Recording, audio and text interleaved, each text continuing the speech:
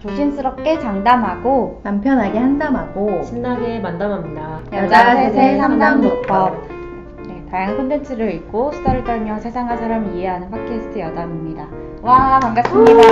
와, 오랜만입니다. 네, 저희가 대면으로 하는 건 지금 2달 만에 맞아요. 처음인데 굉장히 다들 많은 일이 있으셨던 것 같더라고요. 다들 좀 어떻게 지내셨나요? 안녕하세요. 박예환 개복치입니다. 저는 가장 큰 일은 뭐니 해도 옆에 있는 키니와 함께 스페인 9박 10일 여행을 다녀온 게 아닐까. 제 인생 최고의 여행. 앞으로도 최고의 여행일 것이다. 어떠셨어요? 저도 저의 가장 큰 근황도 그러니까 이 옆에 개복치님은 9박 10일이었는데 박예환. 네, 박예환님은 9박 10일이었는데 저는 26박 27일이었거든요. 정말 많은 아름답고 좋은 것들을 경험하고 왔고, 특히 이제 코로나 이후로 처음 간 여행이다 보니까 정말 그 자극도 굉장히 도파민 뿜뿜 그 자극이 굉장히 강했고, 뭔가 저에 대해 많이 생각하고 또 세상에 대해 많이 생각한 굉장히 좋은 시간이었습니다. 정말 재밌는 게 뭔지 아세요? 저희 팟캐스트가 그 청취 지역이 나와요. 분석해 보면 스페인이 있더라고요. 맞아. 제가 만난 분 한 분한테 얘기했거든요. 두 분이 가시고 난 다음에 네. 스페인이 있는 거예요. 되신가요? 네, 정말 재밌었어요. 네. 그래서 어떤 딱 한 가지 순간을 하나씩만 골라주시면 안 돼요? 여행에서. 이 장면은 진짜 너무 좋아서 몇 년 뒤에도 떠올리면 진짜 좋을 것 같아. 이런 장면? 너무 어려운데? 그냥 매 순간이 진짜 정말로 장면 아니면 뭐 장소 다. 장면 장소.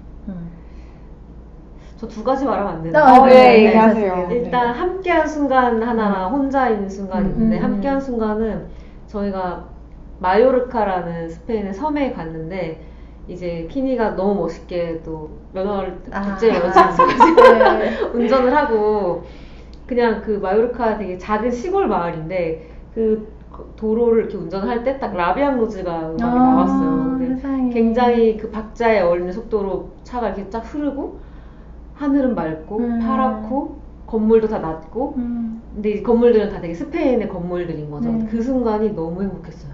그래서 지금 저한테 라비앙 로즈는 마요르카의 음악이고 그때 이제 우연찮게 동영상을 딱 찍었는데 그 영상을 볼 때마다 완전 눈물맨이 돼서 너무 좋다. 그러니까 그 순간이 사실 되게 별거 아니잖아요. 근데 너무 좋았고 같이 있던 순간은 그게 가장 좋았고 혼자 있을 때는 이제 바르셀로나에서 둘이 오전에 각자 일정을 가지기로 했거든요. 네. 저는 바르셀로나 현대미술관을 구경을 갔는데 제가 엄청 길치고 이번 여행도 해외여행도 혼자 와가지고 긴장을 진짜 많이 했거든요.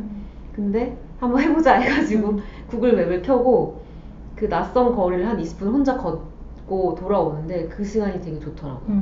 그러니까 또 이제 코로나 때문에 한국인은커녕 동양인이 아예 없었어요. 그래서 정말 생판 모르는 언어만 다 들리고 이 모든 게 낯선데 이 거리를 내가 혼자 씩씩하게 겁은 나지만 한편으로는 한국에서 느끼지 못한 한국에서도 자유로운 느낌을 느끼는데 밖에서 오니까 더 그 자유로움이 크게 느껴지더라고요. 그래서 나에 대한 어떤 자부심과 이렇게 씩씩하게 잘 살고 있구나 라는 것과 되게 복합적인 감정이 들어서 그 혼자 바르셀로나 거리를 걷던 그 순간 그렇게 두 개 꼽을 수 있을 것 같아요. 또 가고 싶네요. 기분이 너무 좋네요. 우리 키니님은? 저는 지금 너무 많아가지고 시기가 너무 긴 기간이었다. 지금 생각난 걸 얘기를 하자면은 그 사그라다 파밀리아 그 성당을 제가 11년 전에 갔었어요. 그때 사실 너무 어릴 때여가지고 기억이 좀 가물가물한데 그러니까 다시 갔더니 정말 많이 아직도 공사 중인데 굉장히 많이 올라가 있고 뭔가 그 안에 들어갔더니 정말 너무 아름다웠는데 여기 뭔가 내가 기여한 것 같은 느낌이 들어요. 이곳에 이 가우디의 어떤 그 아름다움의 절정인 그 작품과 뭔가 내 그 11년이 막 겹쳐 지나가면서 그 사이에 저에게 있었던 일들에 대해서도 막 생각하게 되고 이 성당의 역사에 대해서 생각하게 되고 정말 많은 사람들의 입장료와 이제 기부금을 모아서 지금 만들어지고 있는 성당인데 이 전 세계인들의 염원을 담은 이 공간에 대해서 뭔가 생각하면서 굉장히 좀 벅찼던 것 같아요. 그래서 완공되면 정말 한 번 더 와야지라는 생각을 했습니다. 좋습니다. 굉장히 좋아하시잖아요. 네, 마음의 고향이 태어난 적이 없지만 마음의 고향이고 다녀온 사람들 모두 마음의 고향이 되잖아요. 저도 몇 년 전에 다녀왔었어가지고 가시는 곳에 모르는 곳은 또 저기도 가볼 걸 저기도 가보고 싶다 하게 되고 제가 갔던 곳을 또 가신 걸 보면 저긴 이렇게 됐구나 저렇게 됐구나 너무 감회도 새롭고 진짜 여행 가고 싶더라고요. 좋은 구경을 잘했죠. 네, 정말 좋았습니다. 네. 어떻게 지내셨나요? 저도 여러 가지로 이제 여러 가지 일이 있었는데 제가 저번에 근황 토크에서 좀 좋았던 걸 얘기해보자. 그래서 두 가지를 생각해봤어요. 제가 사실 3월 말에 지난 방송하기 전이었어요.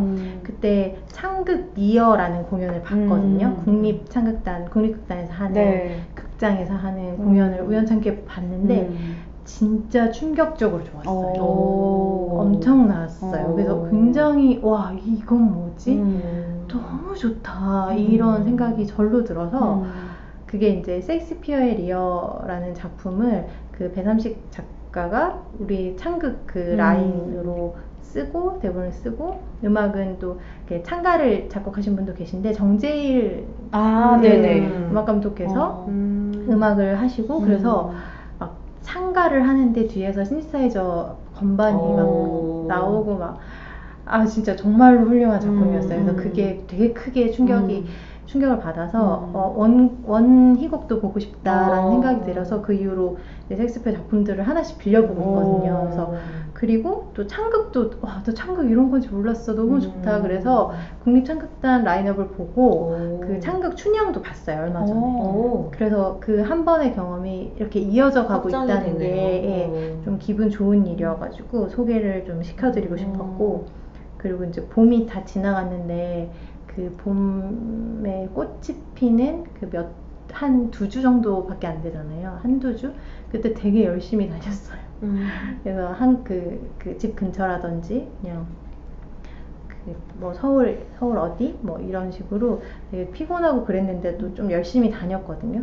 지나가는 계절이 좀 아깝다는 생각이 들어서 그래서 열심히 봄놀이 해가지고 꽃놀이 해서 좀 좋았다. 그걸 말씀드리고 싶네요. 아주 좋은 일들이 많았던 두어 달이었습니다. 두어 달인 것 같아요. 창극 저도 예전에 한번 봤었는데 그런 장르 자체가 굉장히 생소하더라고요. 근데 어떤 장르를 이렇게 좋아하게 된 순간이 있으셨던 것 같아서 맞아요. 교통사고 같은 걸 당하신 것 같아요. 맞아요. 그날의 어떤 충격, 그날의 감격 이런 것들이 진짜 오랜만에 만나는 진짜 강력한 도파민이었다 그런 생각이 드네요. 이렇게 저희 근황은 이제 간단하게 좀 얘기를 해봤고요.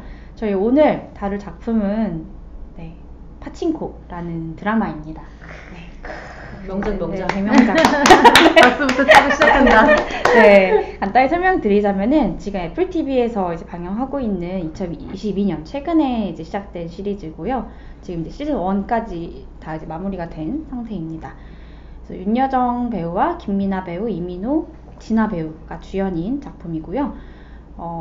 이거는 저는 그 책은 안 읽었는데 2017년에 발행됐던 이제 베스트셀러 원작 소설인 파친코를 바탕으로 제작된 드라마예요.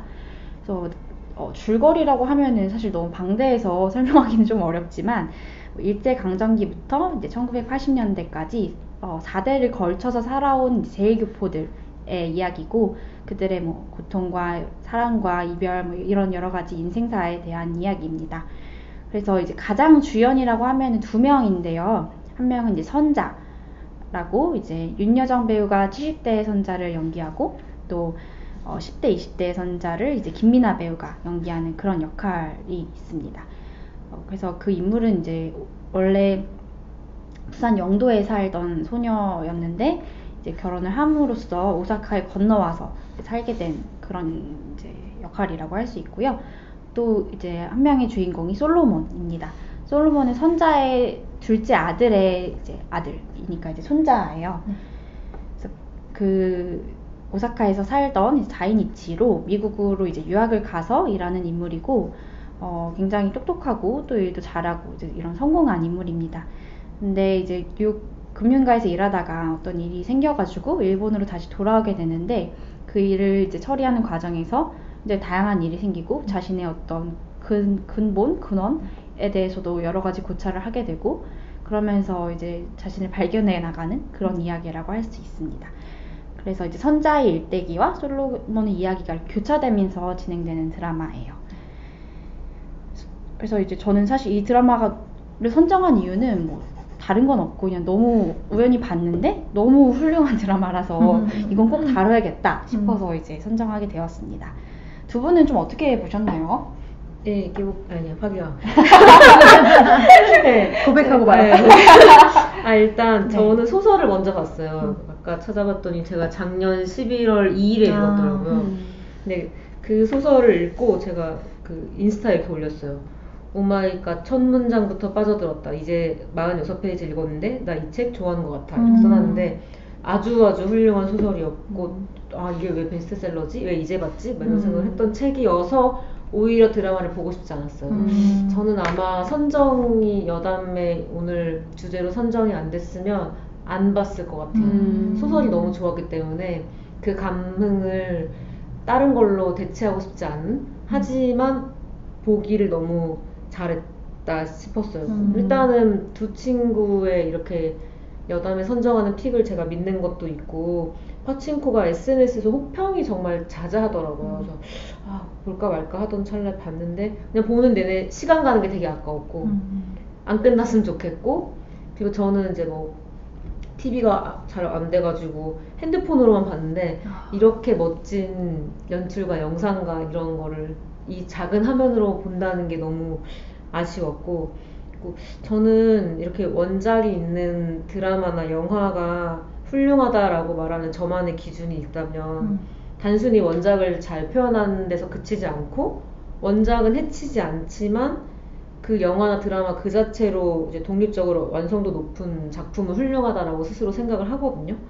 파친코가 딱 거기에 맞는 작품이라 생각하고 일단 모든 배우들 한 명 정도 빼고 거의 모든 배우들의 연기와 그 화면, 영상 화면 그리고 그 과거와 여기를 교차 편집해서 가는 그 연출 그리고 음악까지 진짜 뭐 하나 빠질 데가 없고 흠을 꾸역꾸역 잡는 게 아니라면 흠잡을 수 없이 잘 만들어진 드라마라 생각을 했고 제가 작년에 괴물을 선정해가지고 2021년 올해의 드라마는 괴물이다 라고 했었어요. 근데 2022년 올해 드라마는 무조건 단연코 파친코다. 저는 이렇게 말할 수 있습니다. 5월인데. 저도 공감합니다. 네, 저는 이미 정했다. 파친코입니다. 그렇구나. 네. 저는 괴산 도롱뇽 산도인데요. 저는 그렇게까지 막 진짜 너무 명작이 이럴 것까지는 아니고 근데 정말 잘 봤고 되게 잘 봤고 좀 저는 이 구성이 정신이 좀 없었어요.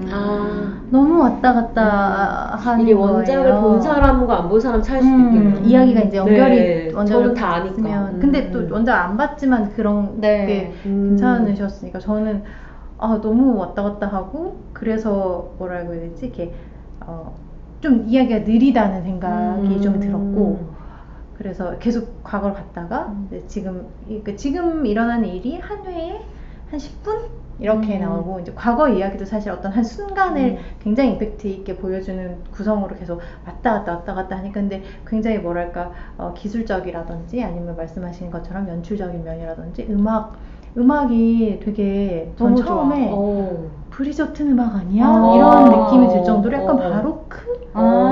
좀 그런 식으로 악기를 써서 되게 그 우리나라 어떤 옛날 우리나라 배경인데 음악이 그렇게 들어가니까 너무 좋더라고요. 그래서 그런 건 진짜 좋다 그렇게 생각을 했고 그리고 시즌 1 마지막 회를 특히 보고 이거는 2, 3, 4 나와야 된다. 이거는 너무 이제 앞에가 똑 떨어지게 그 어떤 파친코 라이징처럼 끝났기 때문에 다른 인물들도 되게 잘 깔아놨잖아요. 그래서 다른 인물들의 이야기도 너무 궁금하고 그 선자의 인생이 그 이후로 어떻게 펼쳐졌을지도 너무 궁금해져서 계속 더 이야기를 좀 보고 싶다는 생각이 들긴 하더라고요. 맞아요. 이 시즌 1은 이제 약간 시작하는 정말 단계인 것 같아서 앞으로의 그 다양한 인물들이 또 어떤 선택을 할지가 굉장히 기대되는 네. 드라마입니다.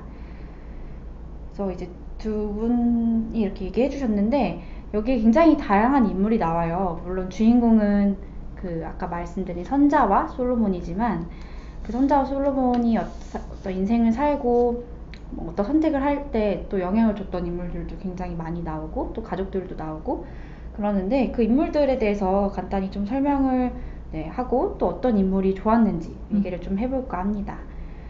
네. 이번에는 네, 산도님부터 어떤 인물들이 좀 좋으셨나요? 네. 저는 네. 다 비슷할 것 같은데 선자가 제일 좋았어요. 음. 네, 선자가 제일 좋았고 선자라는 사람이 좋았던 이유는 그 참 많은 사람들이 선자에게 강하다고 얘기하거든요. 그 한수도 선자한테 넌 강하다고 하고 이삭도 당신은 강한 사람이라고 하고 심지어 동서 그 맞아요. 형님도 형님인데도. 동서는 강하잖아 이렇게 얘기를 해요. 굉장히 강하다는 얘기를 많이 듣는 사람이고 실제로 그런 사람인 것 같고 그리고 왜 마지막 부분에 이제 아버지 묘에서 내가 참 복이 많은 사람이었다라고 얘기하잖아요. 그게 무슨 의미인지 알 것 같은 기분이 좀 들었어요. 근데 그게 왜 그랬냐면 선자라는 사람의 인생이 어떻게 보면 굴곡이 굉장히 있지만 뭐랄까 불같은 사랑도 해봤고 사실 그렇잖아요. 그런 정말 앞뒤 없는 불같은 사랑은 잘 해보기 어렵잖아요. 그래서 불같은 사랑도 해봤고 그런데 아이를 품어주는 정말 좋고 선한 남편도 만났고 그리고 좋은 형님도 만났고 그러니까 그런 동무와 그리고 너무 좋으신 아버님 어머님과 그런 이제 주위에 이제 사람들 생각해 보면은 좋은 그게 복인 거예요. 근데 그런 걸 사실 어떤 사람은 굴곡이라고 생각하고 불운이라고 생각하고 불행이라고 생각할 거란 말이에요. 근데 선자는 그렇게 생각하지 않고 때때마다 굉장히 비탄을 느끼지 않으면서 유난한 비탄을 느끼지 않으면서 때때마다 본인이 해야 할 일을 탁탁 해나가는 그런 강단? 너무 매력적인 인물이라는 생각을 했어요. 맞아요. 선자는 안 좋아하기가 어려운 캐릭터인 것 같아요. 맞아요. 네. 좀 간단히 잠깐 설명을 드리자면은 방금 한수랑 이제 이삭 얘기를 하셨는데 한수가 어떤 사람이죠? 한수요? 하긴 또 한수에 대해서 말씀하시게 되었네요. 네. 책에서나 드라마에서나 한수 캐릭터를 그렇게 좋아하진 않았어가지고 그래서 지금 방금 한숨 들으셔주시는데 한수는 선자가 이제 영도에서 그 영도의 섬에서 뭐 해삼 수산 시장에 해물을 좋아해가지고 수산시장에 갔을 때 새로 온 그럼 뭐라고 설명해야 돼요? 중개인? 관리. 새로운 관리인인데 한국인인데 셈을 똑바르게 하고 무자비 할 때는 무자비하고 그런데 일본에서 오사카에서 건너온 한국 중개인인데 뭐 젊고 잘생겼다 이제 이런 소문을 듣다가 근데 한수가 선자를 점 찍죠. 그러니까 드라마에서도 그렇고 소설에서도 한수가 선자를 보고 그냥 첫눈에 반하는 그런 저기가 있어요. 한수가 적극적으로 대시 비슷하게 하고 선자도 그렇게 넘어가서 또 불같은 사랑을 하고 그래서 선자가 아이가 생겨서 결혼을 하자고 말을 했지만 한수는 알고 보니 오사카에 일본인 본처와 딸 둘이 있었고 하지만 돈이 많으니까 네가 한국에서 내 아이를 낳겠다면 얼마든지 내가 지원을 해주겠다. 집도 큰 집을 사게 하고 할 테니 너희 어머니랑 이렇게 살고 아이 낳고 잘 살아라. 첩이 되라. 네, 첩이 되라. 한국에서. 선자는 그런 제안을 받아들이지 않고 네, 아까 말한 이삭과 함께 이제 일본으로 떠나는데 한수는 책 얘기를 조금 해도 된다면 그 이후로도 선자의 주변에서 좀 머물고 선자를 계속 주시하는 역할을 하고요. 한수는 저는 이제 책과 드라마를 이제 혼재돼서 보고 느끼니까 그냥 느끼자면은 아주 악인은 아니에요. 그냥 과거사 때문에 지금의 이런 길을 택한 사람이고 그래서 또 한편으로는 연민할 구석도 있고 또 어떤 매력적인 부분도 분명히 있는 사람이에요. 그래서 한수는 그냥 그런 사람? 네. 이삭 얘기도 하셨는데 이삭은 이제 선자랑 결혼하게 되는 인물이고요. 그러니까 선자가 한수의 아이를 이제 가졌는데 한수랑 결혼하지 않겠다고 하고 딱 그 시기쯤에 그 이삭은 이제 평양에서 온 그 목사인데 굉장히 엘리트 목사인데 어쩌다가 이제 그 선자가 있는 영도에 오게 됐는데 그때 폐병에 걸린 상태로 오게 돼요. 그러니까 오사카를 가려고 가려고. 했는데 그 중간 기착지로 부산에 온 건데 네네. 하숙집에 대한 소문을 듣고 찾아온. 맞아요. 네. 근데 그때 병약한 몸으로 평양에서 부산까지 오다 보니까 기 맞고 하면서 폐병에 걸린 상태로 하숙집에 들어왔는데 네, 맞아요. 네. 그러다가 이제 선자의 이런 상황을 알게 되고 사실 그 동기가 드라마에서는 자세히 나오진 않아요. 갑자기 왜 이삭이 선자를 좋아하게 됐는지. 근데 약간 선자의 어떤 강인함이나 이런 거에 약간 반한 것 같기도 하고. 저는 강인함보다는 네. 본인의 그거라고 생각했던 것 같아요. 내가 이 아이 가진 여성을 소위 거둬야 한다라는 일종의 사명감 같은? 그럴 수도 있을 것 같아요. 그거를 운명이라고 느꼈던 것 같아요. 내가 한 목사로서 네. 이렇게 맞닥뜨린 거, 그러니까 이 하숙집에 대해서 얘기를 듣고 왔는데 이런 상황에 처한 거, 그러니까 선자에 대한 애정 이런 거 사랑보다는 본인의 취한 거? 약간 그럴 수도 저는 있을 그런 것 같아요. 네, 저는 어쨌든 이런 모종의 이유로 선자를 데리고 이제 본인이 있는 오사카로 가서 이제 결혼을 하게 되는 인물입니다. 그래서 이제 선자의 남편이라고 볼 수가 있겠죠. 네. 그래서 간단히 설명을 좀 드렸고요. 네, 개복치님은 그래서 어떤 인물이 제일 좋으셨나요? 아니, 저는 약간 다르게 적었어요. 네. 그러니까 저는 항상 그 인물을 얘기할 때 그 배우, 연기한 배우랑 캐릭터를 따로 못 떼요, 저는. 네. 그래서 되게 길게 적었는데, 배우로는 김미나, 윤여정을 저는 뽑았어요.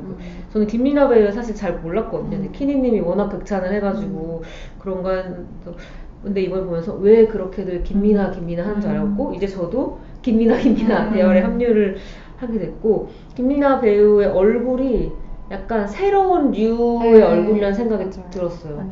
그래서 진짜 카메라 각도나 뭐 조명이나 이런 거에 따라서 굉장히 느낌을 달리할 수 있는 어쩔 땐 되게 아이 같은 느낌도 있고 어쩔 때는 뭐 이렇게 서늘하기도 하고 막 그래서 진짜 대성할 것 같다 이런 생각을 했었고 윤여정 배우님은 좀 저는 그랬거든요.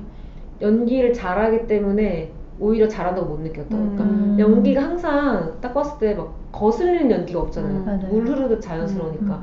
그러던 찰나에 미나리로 아카데미 조연상까지 받으니까 이 연기의 감이 태클을 걸 수 없는 거죠. 그래서 연기 잘하시긴 하시지. 근데 그렇게 잘하나? 라는 생각 혼자 약간 했는데 이번에 무릎 꿇었습니다.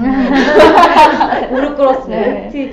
이제 뒤에서도 얘기할 그 명장면들이 몇 개 있는데 저는 이 4화의 엔딩을 너무 좋아하는데 정말 그 기립박수 이상이 무릎 꿇었고 그래서 그 선자는 아역도 너무 잘하잖아요. 맞아요. 진짜 어떻게 그런 친구를 캐스팅했는지. 그러니까 어쩜 그 맑고 그런 어떻게 연기도 잘하는가. 선자의 그 배우들이 다 너무 좋았고 또 역시 배우 얘기인데 저는 그 이삭 역할을 맡은 배우 노상현이라는 배우를 이번 이름을 찾아봤어요. 제가 웬만하면 잘 안 찾아보는데 일단 제가 좋아하는 얼굴입니다. 제가 좋아하는 아니 제가 너무 좋아하는 얼굴. 목소리가 너무 좋고 근데 그 책에서는 이삭이 제가 읽으면서 상상한 이삭은 너무 병약해서 키도 많이 안 크고 되게 허옇고 진짜 막 되게 마른 이런 느낌을 생각을 했거든요. 근데 이 배우 이삭 노상현은 키도 건장하잖아요. 너무 좋잖아요. 근데 이질감이 느껴질 법도 한데 그거를 자기만의 이삭으로 잘 만들어내고 나름 설득력 있게 그래서 저는 이 노상현이라는 배우를 좀 앞으로 보게 될 것 같고 역할로 그 캐릭터로는 솔로몬. 저는 솔로몬. 그러니까 선자는 너무 디폴트라서 한다면 그러니까 솔로몬은 그냥 좀 인간적이라는 생각이 들었는데 선자도 그렇고 선자의 아들이 노아랑 모자수 그러니까 모자수가 솔로몬의 아버지인 건데 노아랑 모자수까지도 좀 어렵게 어려운 환경에서 자랐거든요. 지금 시리즈 1에서는 완전 단칸방 같은 데서 막 꾸깃꾸깃 잠도 자고 그러잖아요. 근데 솔로몬이 자랄 때쯤은 집안 형편이 좀 펴서 비교적 유복한 환경 부모에 비해서 그리고 사랑을 담뿍 받죠. 할머니랑도 할매 하면서 보면 되게 사랑받은 느낌이 나잖아요. 그래서 제가 생각할 때는 그렇게 유복한 환경에서 사랑을 받으면서 부족할 것 없이 자랐는데 자기의 신분은 자이니치인 것 같아요. 그렇기 때문에 자이니치라는 그 이유 하나로 불평등한 걸 겪었을 거고 그게 좀 이해가 안 되고 어리둥절하지 않았을까? 그러니까 막 되게 채워진 상태와 빈 게 약간 합쳐진 채로 잘하지 않았을까 싶고 그래서 은행의 그 일도 본인을 약간 증명하고 싶은 그런 게 있지 않았을까 싶어서 근데 그런 연기 그렇게 채워지고 비어져 있고 증명하고 싶고 이런 연기 그런 그 캐릭터가 너무 좋았어요. 다 드러낸 그리고 그 연기를 잘한 진하 씨가 연기를 너무 잘했더라고요. 한국어, 영어 일본어 잘 모르겠죠. 그런 것들. 그래서 그러게 왜 그런 스캔들이 났나 아쉬움을 감출 수가 없었다. 저는 그래서 좀 이입하기 어려웠어요. 그쵸, 그 배우가 여기서 이제 스캔들 혹은 스캔들이라고 말하는 범죄 맞아요. 할 수 있는데 좋게 말해준 거예요. 네, 좋게 정말 좋게 말해준 거죠. 그러니까 특히 이제 한국의 이제 지하철에 있는 할머니들을 불법 촬영을 해서 거기에 굉장한 성희롱적 코멘트를 달고 낄낄거렸던 애라고 할 수밖에 없어요. 그런 놈이 할머니와 붙는 연기를 계속 하니까 너무 불편한 거예요. 그러니까 받아들일 수 없어. 윤여정 배우랑도 계속 붙고 그 일본에서 그 땅 때문에 계속 신랑이 하니까 할머니랑도 계속 붙는데 너무 그게 공감이 힘들더라고요. 그래서 진짜 저런 걸 모르고 왔으면 제가 또 좋아했을 수도 있을 것 같은데 너무 방해한다. 똑바로들 좀 살자. 그러게 말이야. 언젠가는 그런 생각이 절로 들더라고요. 어떠셨어요, 케이님은? 저는 말씀하셨던 두 캐릭터가 당연히 제일 좋았고 선자는 뭐 안 좋아할 만한 사람이 없을 것 같고요. 여러 가지로. 솔로몬의 어떤 말씀하신 그 채워지고 비어 있는 그것도 굉장히 좋았어요. 그러니까 솔로몬이란 사람 자체가 그 사실 아무데도 속하지 못하는 사람이잖아요. 그러니까 일본인도 한국인도 아닌데 미국에서 또 성공하려고 하지만 사실 미국인도 되지 못하고 어디에도 속하지 못하는데 본인은 사실 그걸 약간 부인하고 살다가 그 어떤 일을 계기로 갑자기 그걸 각성하게 되는데 그런 과정, 자기를 발견하는 과정이 정말 좋았고 그 과정에서 그 선자의 삶과 겹쳐진다는 것도 전 너무 흥미로웠어요. 그러니까 이게 내 혼자 발견하는 게 아니라 내 가족의 어떤 역사를 탐색하고 이러면서 뭔가 물론 선자의 삶이 정확히 직접적으로 영향을 받았다고 하기는 약간 애매할 수 있지만 뭔가 연출 자체가 그 둘이 겹쳐지잖아요. 맞아요. 그래서 결국에는 어떤 그런 영향을 배제할 수가 없다. 선자가 살아온 삶이 솔로몬에게 영향을 미칠 수밖에 없다. 이런 게 느껴져서 좀 그런 게 굉장히 재밌었던 인물이고 저는 이제 그 둘을 빼고 얘기하자면은 사실 배우들이 다 너무 좋아가지고 어떻게 이렇게 캐스팅을 잘했나라는 생각을 했는데 그 하나가 정말 좋았어요. 네. 하나 좀 간단하게 설명드리자면은 솔로몬의 이복 남매죠. 이복 남매라고 할 수 있나? 이복이 아니죠. 그러니까 아예 다른 엄마 아빠 다 다른. 네. 근데 약간 아빠의 애인의 딸. 맞아. 아빠 애인의 딸이라서 어쨌든 남매 비슷한 건데 그쵸. 둘이 살아가는 사이예요. 네. 그러니까 약간 부적절한 관계라고 할 수 있는데 어릴 적부터 이제 같이 그래서 자랐고. 네, 약간 솔로몬은 좀 모범생에 가까운 친구라면 하나는 약간 그 불량 소녀잖아요. 네.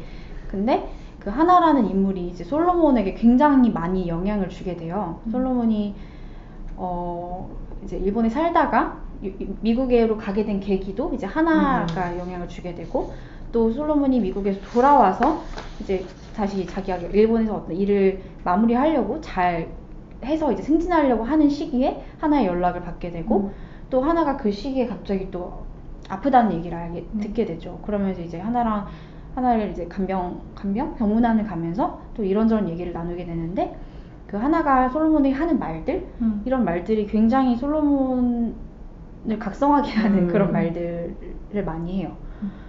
그리고 결국에 이제 그 하나는 약간 거기까지 나오지 않는데 죽는 거죠. 네, 죽는 거죠. 이렇게 딱 눈이 감기는 거를 하니까. 그쵸.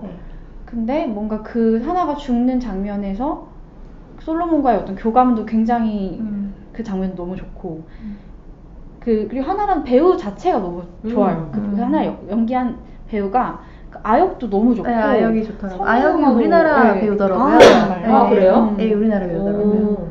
성인 하나도 정말 너무 좋고 그러니까 저는 그 솔로몬이란 사람을 설명하는 데 있어서 하나가 되게 중요한 인물인 것 같다는 생각을 좀 했습니다. 저는 정확히 이 지점 때문에 이 드라마가 하나를 다루는 방식이 싫었어요. 약간 조연이라서. 아니, 솔로몬의 여성. 각성을 위해서 존재하고 기능하는 역할이라는 게 좀 싫게 다가왔고, 그러니까 저도 여기 좋았다기보다는 말해보고 싶은 인물이 하나였거든요. 그러니까 저는 사실 그 마지막에 이제 하나가 죽음을 앞두고 있었을 때는 포레스트 검프의 제니도 좀 생각이 났어요. 그거 혹시 아시나요? 기억이 잘 안 나요. 네, 포레스트 검프를 어렸을 때 같이 이렇게 계속 지내서 포레스트 검프한테 왜 run 포레스트 run 이거 하는 여자애 그 이제 평생의 사랑인데 그래서 포레스트 아이를 이제 낳고 나중에 연락이 왔더니 죽을 병에 걸려서 이제 나중에 포레스트가 마지막에 자기랑 똑 닮은 아이를 뭐 하게 된다. 근데 어떤 순간순간에 굉장히 거칠게 사랑하는 여자애거든요. 그러니까 어렸을 때 아버지에게 당연히 그 가정폭력을 당했고 그래서 거의 도망가는 식으로 히피도 됐다가 생활하기가 나중에는 이제 콜걸이 되고 좀 이렇게 그런 상황이어서 중간중간에 이제 포레스트에게 왔다가 사라지고 왔다가 사라지고 그래서 포레스트 입장에서는 제니가 되게 나쁜 년이에요. 그래서 처음에 포레스트 검프가 개봉됐을 때 제니 나쁜 년 막 이랬어. 포레스트 검프에게 자꾸 이렇게 왔다가 사라지고 왔다가 막 이러니까. 근데 제가 나중에 몇 년 전에 다시 재개봉했을 때 봤는데 너무 마음이 아픈 거예요. 제니라는 인물의 인생을 생각하면 너무 마음이 아프고 근데 그게 생각이 났어요. 하나를 보면서. 네. 특히 이 극은 하나에 대해서는 관심이 없는 거야. 이 극은. 맞아요. 이 작가는. 이 감독은. 그러니까 하나는 정말 아까 말씀하신 대로 솔로몬의 각성, 솔로몬에게 마지막에 독하게 살아야 돼, 뭐 그놈들에게 본때를 보여줄 때 이러면서 다시 뭔가 회사를 그만두고 어떻게 하는, 그리고 제일 마지막에 죽는 순간까지도 그 솔로몬의 얼굴이 굉장히 환하게 웃잖아요. 그러니까 이건 솔로몬의 해방인 거예요. 하나의 죽음인데 그런 것들과, 그리고 처음에 그 왜 못돼 먹은 여자애가 얘를 도발해서 이 모범생 남자애가 나쁜 짓을 하게 되고 이런 구다리들, 뻔하고 이런 구다리들, 그리고 그걸 때문에 자기가 조선인 애들은 아저씨가 처음으로 뭔가 각성을 하잖아요. 맞아요. 아, 내가 조선인이어서 이렇게 차별받는구나를 알게 되는 계기가 되는 여자애. 그리고 마지막에 왜 집을 나가게 된 이유에서 이제 그 선자와 얘기를 하는 장면이 저는 굉장히 좋았고 굉장히 철학적이라고 생각했는데 맞아요. 그것만으로 봤을 때도 하나의 인생이 너무 허망한 거야. 착각을 해서 온 인생이 망가지는 시작이 됐어. 와, 이게 너무 마음 아프고 그래서 되게 연민과 호기심? 얘의 인생이 어땠을지, 얘는 마음이 어땠을지 그런 게 되게 생각이 났고, 결국 에이즈로 죽는데 그게 마치 어렸을 때 이 솔로몬을 그런 길로 이끌고 어쩌고저쩌고 해서 못되게 구는 여자애들이 결국 벌받아 죽는다, 이런 구도인 거죠. 그걸 의도했는지는 아닌지 몰라도 이 드라마의 하나를 그리는 방식의 한계인 것 같아요. 제가 책에서도 하나의 그 비중이 그렇게 크진 않았는데 적어도 이런 식으로 쓰이진 않았어요. 제 기억이 맞다면. 왜냐면 이랬으면 맞아, 책도 이랬지 했을 텐데 책에서 하나는 그렇게 쓰이지 않았거든요. 조금 더 입체적인 인물이고 하나를 좀 이해할 수 있는 부분들이 있었거든요. 그래서 사실 저는 드라마의 하나를 잘 신경을 안 썼는데 말씀을 들으면서 생각해보니까 이건 이 드라마가 하나를 그리는 한계인 것 같아요. 예. 그리고 저도 되게 동의하게 되네요. 필요한 순간에 전화가 오고, 그러게요. 왜냐하면 솔로몬을 방해해야 하니까 그렇게 이 인물의 어떤 인생의 타임라인이라든지 이 극에서의 어떤 순간들이 흘러가지 않고 계속 솔로몬에게 종속된 어떤 캐릭터로서만 기능을 하는 게 되게 보여가지고 좀 그런 얘기도 해보고 싶었어요. 맞아요.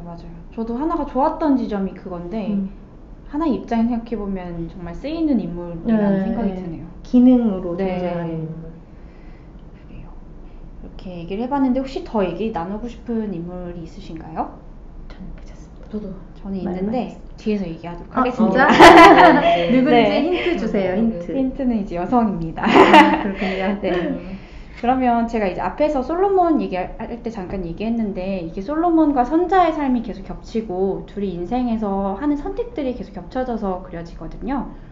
그래서 저는 사실 이 드라마가 물론 그런 뭐 약간 촌스러운 메시지를 직접적으로 말하는 건 아니지만 결국 피는 못 속인다. 맞아. 핏줄이라는 게 어떤 의미가 있다. 이런 얘기를 하는 것처럼 느껴지기도 해요. 이거는 뭐 저의 어떤 개인사의 문제일 수도 있는데, 그러니까 저는 제가 이걸 보면서 저의 뭐 할머니 할아버지 생각을 굉장히 사실 많이 했기 때문에 더 그렇게 좀 느꼈던 것 같아요. 근데 그런 지점에 대해서 혹시 좀 어떻게 느끼셨는지, 어떻게 좀 생각하시나요? 김옥진님부터. 네. 하경님. 보겠습니다. 그 피는 못 속인다는 말에 사실 좀 동의를 하는 편이에요. 저는 저의 경험담에서 이제 그런 거죠. 그리고 뭐 옆에서 듣는 말들, 뭐 저희 부모님 이런 분들이 그런 말을 자주 하시기 때문에. 근데 이제 그게 어떤 사람들한테는 좀 폭력적인 말이 될 수도 있다고 생각을 해서 나는 피는 못 속인다는 말에 동의하지만 그렇다고 해서 그 명제가 보편적인 건 아니다라는 거를 생각하려고 하고 있고, 근데 그런 생각을 하는 거는 일단 아까 개인적인 그런 거, 내가 일단 부모로 비롯되는 가족들과 함께 보고 듣고 뭐 그런 식으로 체득한 게 진짜 의식할 때 말고 무의식적일 때 이렇게 틱툭툭 나올 때가 있거든요. 그러면 저도 모르고 딱 어쩔 수 없구나, 피는 못 속이는구나 생각이 되고, 연예인이라던가 운동선수들 볼 때 그런 생각을 많이 하죠. 피는 못 속이는 아닐까, 그런 생각을 합니다. 피는 못 속인다 부분에 대해서는 저도 같은 생각을. 저도 이걸 보면서 핏줄, 평판 이런 얘기 진짜 많이 하잖아요. 그래서 생각을 좀 해봤는데 저는 이렇게 잘 모르겠네. 본능보다 약간 학습에 가깝지 않을까? 왜냐하면은 이게 이제 핏줄에 대해서 다른 가족들이 정말로 아무 말도 안 하면 그걸 그렇게까지 인식할까? 그러니까 왜 뭐 할아버지, 할머니나 부모님이 살아가거나 살아온 방식, 그거에 대해서 말하는 것, 이런 거를 계속 목격하고 학습을 하잖아요. 어릴 때부터. 그리고 또 이런 제일동포 같은 경우는 외부인이 아예 그 아이덴티티로 나를 대하잖아요. 그러니까 내가 그거를 인식하지 못할지라도 그러면은 그때부터 이제 딱 규정이 되면서 그렇다면 그러니까 핏줄에 대해서 인식하게 되고 학습하게 되고, 외부인 나를 대하는 방식, 가족 내에서 이걸 어떻게 소화하고 있느냐, 이런 거를 이제 알게 되는 게 아닐까라는 생각이 드는 게, 저도 아까 왜 상처가 된다는 말씀이 보통 그런 거잖아요. 뭐 살인자의 자식은 잔인한 성정을 타고날 것이다. 그건 아닌 것 같아요. 그거는 이제 본성이나 본능의 문제는 아닌데, 예를 들어서 뭐 가정폭력범의 자식이 가정폭력을 저지르는 뭐 예후가 많다라거나 그런 연구들이 있잖아요. 아니면은 아빠를 미워하는 자식이 아빠를 닮아가거나 아빠를 너무 미워하는 사람이 아빠랑 똑같은 사람이랑 뭐 그걸 한다고 엄마를 바꿔도 상관없지만, 그런 거 같은 경우는 좀 학습인 것 같다는 생각이 많이 들었어요. 제가 지금 질문 순서를 이렇게 바꿔가지고 잘못 질문을 했는데, 결국에 이제 저는 이제 왜 솔로몬과 선자가 주인공인 이유에 대해서 사실 먼저 얘기를 좀 해보고 싶었거든요. 저는 이제 그 질문의 대답으로서 사실 핏줄에 대한 생각을 좀 했는데, 그러면은 제 대답을 듣기 전에 먼저 그 얘기를 다시 해보도록 하겠습니다. 그게 많은 인물이 나오는데 솔로몬과 선자가 주인공인 이유가 있다면 혹시 뭐라고 생각하시나요? 저는 그거를 저도 좀 궁금했어요. 왜냐면 이 원작 소설은 어쩌면 4세대까지도 볼 수 있거든요. 그러니까 선자의 부모, 선자의 아버지가 장애가 있잖아요. 원청이로 나오거든요. 그래서 거기에 대한 이야기, 선자와 선자와 이삭, 그리고 이삭의 그 형제까지, 김재영. 조재영이 아주 개차반이에요. 드라마에서도 그렇더라고요. 드라마에서 보이죠? 더해요. 아이고. 아주, 못난이. 첫째형도 사실 영향받은 얘기 살짝 하잖아요. 거기 2세대, 그리고 노아와 모자수, 그리고 솔로몬까지. 근데 거기서 선자와 솔로몬이라는 이렇게 딱 찝은 이유가 저도 궁금한 거예요. 소설에서는 그게 흘러가요? 이렇게 쫙 흘러가요. 연대기처럼 쫙 흘러가요. 그래서 각자의 이야기가 다 있고. 각색이네요, 진짜. 그래서 저는 선자 그 이삭 얘기가 지금 너무 주는 것 같아서 우리 노상현 배우를 많이 봐야 되는데 좀 아쉬운 감이 사실 있거든요. 그 이삭은 이삭 자체로 얘기가 되게 생각할 게 많아서 아무튼 그래서 근데 그 취사 선택하는데 그 의미를 저는 사실 깊게는 모르겠고 그냥 연출에 필요한 부분이기 때문이라 생각을 했고, 특히 노아랑 모자수 얘기를 그러니까 솔로몬, 그러니까 선자와 솔로몬 사이에 노아와 모자수가 있는데 여기를 건너뛴 거는 물론 시리즈가 앞으로 어떻게 나올지 봐야겠지만 그 둘의 얘기를 한다면 일본 내 조선 사람에 대한 얘기를 안 할 수가 없고 그러면 너무 방대해질 것 같아요. 이 얘기 하겠다는 얘기가 뭔지 모르게 중구난방이 될 것 같아서 그냥 제작진의 선택이 이 둘을 취사 선택하는 거였구나. 그러면서 책을 안 읽은 사람들에게는 이 노아 모자수에 대해서는 상상의 여지를 좀 주기도 하고 그런 선택을 한 게 아닌가. 저는 그냥 아주 단순하게 연출의 묘? 그냥 그렇게 생각을 했습니다. 저는 저는 연대기처럼 흘러갔는지 몰랐어요. 그 책을. 네. 그때 그렇다면은 이 선택은 아마 그러니까 아까 말씀하신 것처럼 진짜 그 노아랑 모자숙처럼 그 일본에서 살아가는 어떤 그걸 다 다루기에는 너무 짧은 회차이기도 하고 그래서 이 드라마가 이거 시즌 1이니까 이것은 자이니치에 관한 이야기다 땅땅땅을 해야 되는데 선자 얘기만 하면 너무 옛날 얘기잖아요. 근데 이 자이니치라는 것이 현재에도 존재하고 이거는 현대인의 그 지금 한 3, 4세대를 걸쳐서 지금 그 젊은 친구들에게도 같은 의미로 문제가 되거나 아니면 같은 의미로 살아내고 있는 이야기야 라는 걸 말해주고 싶어서 아마 두 주인공을 세우지 않았나? 이런 생각이 드네요. 맞아요. 저도 이렇게 생각하기도 했고 저는 제가 핏줄 그 질문을 하게 된 게 이제 한 대를 건너뛰었기 때문에 사실 그런 생각을 좀 하게 된 거거든요. 왜냐면 이제 선자와 선자의 바로 밑에 자녀들 노아나 어떤 그 모자수에 대한 얘기였다면은 정말 직접적인 영향, 선자의 삶이 정말 그들에게 정말 직접적인 영향을 주는 거를 저희가 볼 수 있었을 것 같은데 사실 모자수가 아니라 그 솔로몬은 그 선자의 손자하고 물론 같이 살긴 했었지만 결국 미국을 유학을 가서 선자를 그 한동안 만나지 않고 살았잖아요. 또 거기서 승승장구를 나름 했고 근데도 어떤 솔로몬의 삶에서 중요한 선택을 하게 되는 순간이 굉장히 선자의 영향을 받게 되고 그러면서 이제 솔로몬이 어떤 선자의 삶에 대해 생각하게 되고 이런 연출이 전 되게 재밌었거든요. 그리고 이제 그러면서 두 선자와 솔로몬이란 인물의 공통점과 차이가 되게 드러나는 것 같아요. 그러니까 저는 선자는 그 부산 영도에 살다가 오사카로 넘어가서 이제 계속 고향으로 돌아오지 못하고 거기서 이제 적응하기 위해 살아가는 인물이잖아요. 그러니까 그 제가 찾아봤을 때 이방인은 이제 3가지로 구분이 된다고 하더라고요. 그러니까 떠나온 자, 내가 원래 있었던 데서 떠나온 자, 그리고 그러니까 들어온 자, 이민자, 그러니까 외국에서 들어온 자, 그리고 떠도는 자, 이주자 이렇게 구분이 된다고 하는데 선자는 이제 그 분류에 따르면은 떠나온 자이자 이제 들어온 자인 거죠.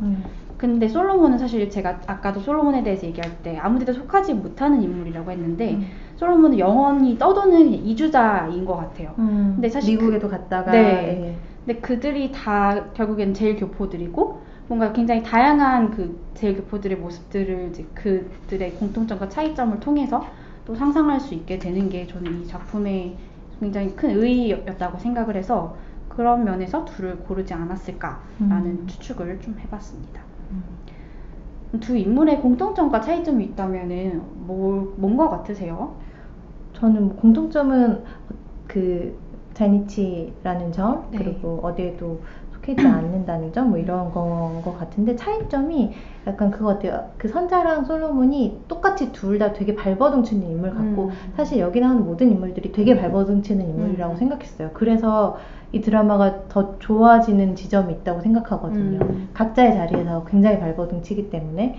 근데 이제 선자 같은 경우는 생존을 위해서 발버둥을 쳤다면 솔로몬의 경우는 성공을 위해서 혹은 증명을 위해서 발버둥을 치는 사람이라는 점이 되게 다르고 그리고 이제 선자 같은 경우는 조국이나 뭐 가족이나 이런 게 되게 자기 뿌리고 아까 말씀하신 직접적인 영향, 그 동력이고 이런 느낌이라면 솔로몬은 그런 게 한국 뭐 이런 게 약간 할머니의 얘기. 맞아.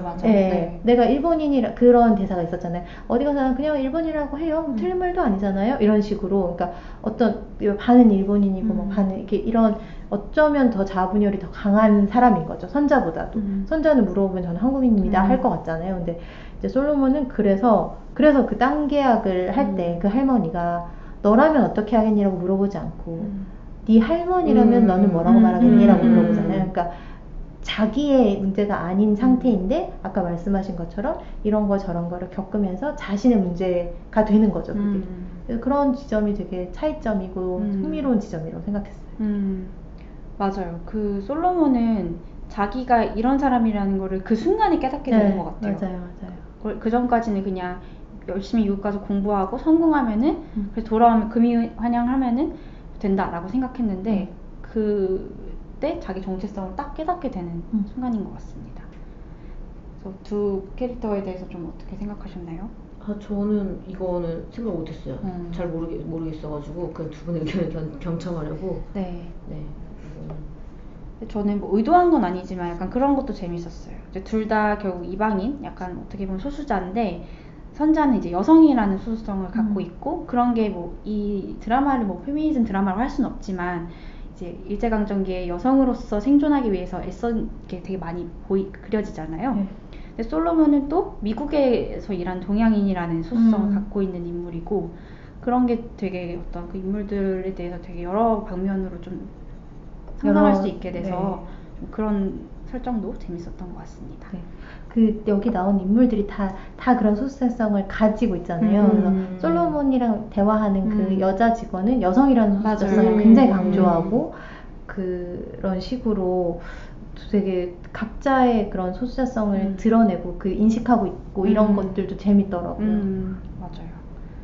그래서 저는 아까 했던 질문이지만 결국 이 핏줄에 대한 생각은 약간 그 대사에서 되게 드러나는 것 같아요. 그러니까 이게 뭐 솔로몬이 어떤 그냥 유전적인 영향을 받았든 아니든 간에 결국에 집안의 영향을 받을 수밖에 없게 되는 것 같은데 그게 정말 저는 좋았던 대사 중에 하나가 그 윤여정 그 선자 나이 든 선자가 이제 솔로몬이 자기 이제 회사 그만둔 거 얘기하면서 약간 그 선자 탓을 하거든요. 할머니 때문이다. 그러면서 이제 할머니는 내가 할머니처럼 힘들게 살지 않은 게 그렇게 싫으냐 약간 이렇게 얘기를 하는데 선자가 뭐 자기 삶이 뭐 힘들긴 했지만 사실은 자기가 선택한 거다라고 얘기하면서 하는 말이 있어요. 그러면 이제 한수가 사실은 자기한테 오면은 너가 원하는 거 세상 다 주겠다라고 했지만 그거 내가 싫다고 한 거다 하면서 잘 사는 것보다 어떻게 살게 됐는가 그게 더 중요한 거다라고 얘기하는데 저는 이 말이 되게 솔로몬에게 필요했던 말 그리고 선자가 되게 지키고자 했던 말이라는 생각이 들더라고요. 왜냐면 솔로몬은 계속 성공하는 거 아까 말씀하셨지만 잘 사는 거에 굉장히 포커싱이 되어 있는 인물인데 이런 일련의 일들을 겪으면서 어떻게 사는 게 잘 사는 거지? 약간 이런 의문을 갖게 되는 것 같거든요. 근데 그런 말을 선자가 이제 솔로몬한테 해주는 그 장면이 저는 굉장히 좋았어요. 저는 거기서 솔로몬의 대답도 되게 좋았어요. 알아요 라고 얘기하거든요. 근데 그게 잘 안 돼요. 그게 굉장히 중요한 대사고 그래서 솔로몬이 계속 이 드라마는 약간 한수의 가치와 이삭의 가치가 계속 대립하고 그 사이를 솔로몬이 선택하는 얘기인 것처럼 보이잖아요. 그래서 선자가 그 얘기를 할 때 어떻게 잘 사는 것도 중요하지만 어떻게 잘 살게 되는지가 중요해라고 얘기할 때 하나는 수단 방법 가리지 말고 본때를 보여줘. 무조건 잘 살아야 돼. 이 얘기를 동시에 한단 말이에요. 그 같은 병원이잖아요. 근데 거기서 이제 솔로몬이 가치는 아는데 어떻게 해야 될지를 모르겠는 그런 갈등의 상황이 있다는 걸 정확하게 보여주는 대사라서 그 대사도 되게 좋더라고요. 그래서 다음 질문은 그래서 솔로몬은 어떻게 살게 될까? 입니다. 스포를 해주셨어요. 이게 책을 안 읽었으면 상상의 나래를 펼칠 텐데. 어떻게 생각하셨어요? 저는 약간 이제 그냥 전형적인 설정으로 생각하면은 솔로몬이 이제 가치를 따라서 사는 삶을 뭐 살겠죠. 근데 그게 그렇게 단순하게 그려지는 드라마는 아닌 것 같고 근데 이제 자기가 어떻게 구성된 인물인지 자기 역사적으로 어떻게 만들어진 인물인지를 더 의식하면서 어떤 선택을 하지 않을까라는 생각을 하긴 했어요. 그리고 이제 그 선택이 마지막에 이제 시즌 2에서 아마 그려질 텐데 그 파친코를 하느냐 안 하느냐 그 선택이 마지막에 약간 질문으로 나오잖아요. 맞아요. 근데 거기서도 좀 여러 생각이 들더라고요. 저는 이제 파친코에 대해서 전혀 평소에는 뭐 아무 생각도 없었는데 찾아보니까 그 소설 제목이자 드라마 제목이 파친코인 이유가 물론 솔로몬의 아빠인 모자수가 파친코를 해서도 있지만 그 자이니치한테 파친코가 굉장히 특별한 의미를 가지고 있대요. 그러니까 일본 전국에 지금 파친코 90%가 제일 한국인들이 운영하고 있고, 그게 해방 직후에 일본 국적을 잃은 한국인들이 일본 땅에 제대로 된 어떤 일들을 할 수가 없기 때문에 그 파친코를 운영하게 됐다고 하더라고요. 그래서 이제 그런 의미에서 물론 파친코가 돈을 상징하기도 하지만 어떤 그 제일 한국인들이 일본에 정착하기 위해 선택한 수단이기도 해서 솔로몬이 파친코를 이어갈지 아닐지 이런 게 좀 궁금하긴 합니다. 어떻게 그려질지가 궁금했는데 어떤 제가 과정을 통해서 그렇게 될지 궁금했는데 네. 개복치님이 아까 스포를 해주셨어요. 빡빡 가가지고 네. 네, 솔로몬은 파친코를 하겠다고 나서서 이제 온갖 분란과 아버지의 반대에 부딪히지만 나서죠. 그래서 저는 아까 그 피는 못 속인다 부분이 학습이냐 태생적인 거냐가 이 파친코에서 그 논란 내지는 정답 아닌 걸 던지는 것 같은 게, 그 솔로몬이 파친코를 경영을 하는 것만 보면 핏줄을 못 속인다가 맞는 얘기 같잖아요. 근데 어차피 스포를 한 김에 하자면 노아가 잡혀가지 않았습니까? 그 이삭이. 죄송합니다. 이삭이 잡혀갔잖아요. 네. 근데 죄송해요. 헷갈려. 노아. 그러니까 이삭의 첫째 아들이 노아지만 노아는 사실 한수의 아들이잖아요. 그쵸, 네. 근데 이제 자라면서 노아는 굉장히 이삭과 비슷한 모습을 보여요. 되게 점잖고 막 이렇게 공부도 너무 잘하고. 그런가 모자수는 진짜 이삭의 아들인 모자수는 어찌 보면 한수 같은 모습을 보이거든요. 돈 빨리 벌려고 나서고 좀 아닌 거여도 상관없다. 그래서 모자수는 빠르게 파친코 경영에 눈을 뜨고 빨리 돈 벌려고 하고, 노아는 공부를 열심히 하고. 근데 그런 노아가 나중에 한수가 자기의 아버지였다는 걸 알고 굉장한 번민에 빠지고 좀 비극에 이르거든요.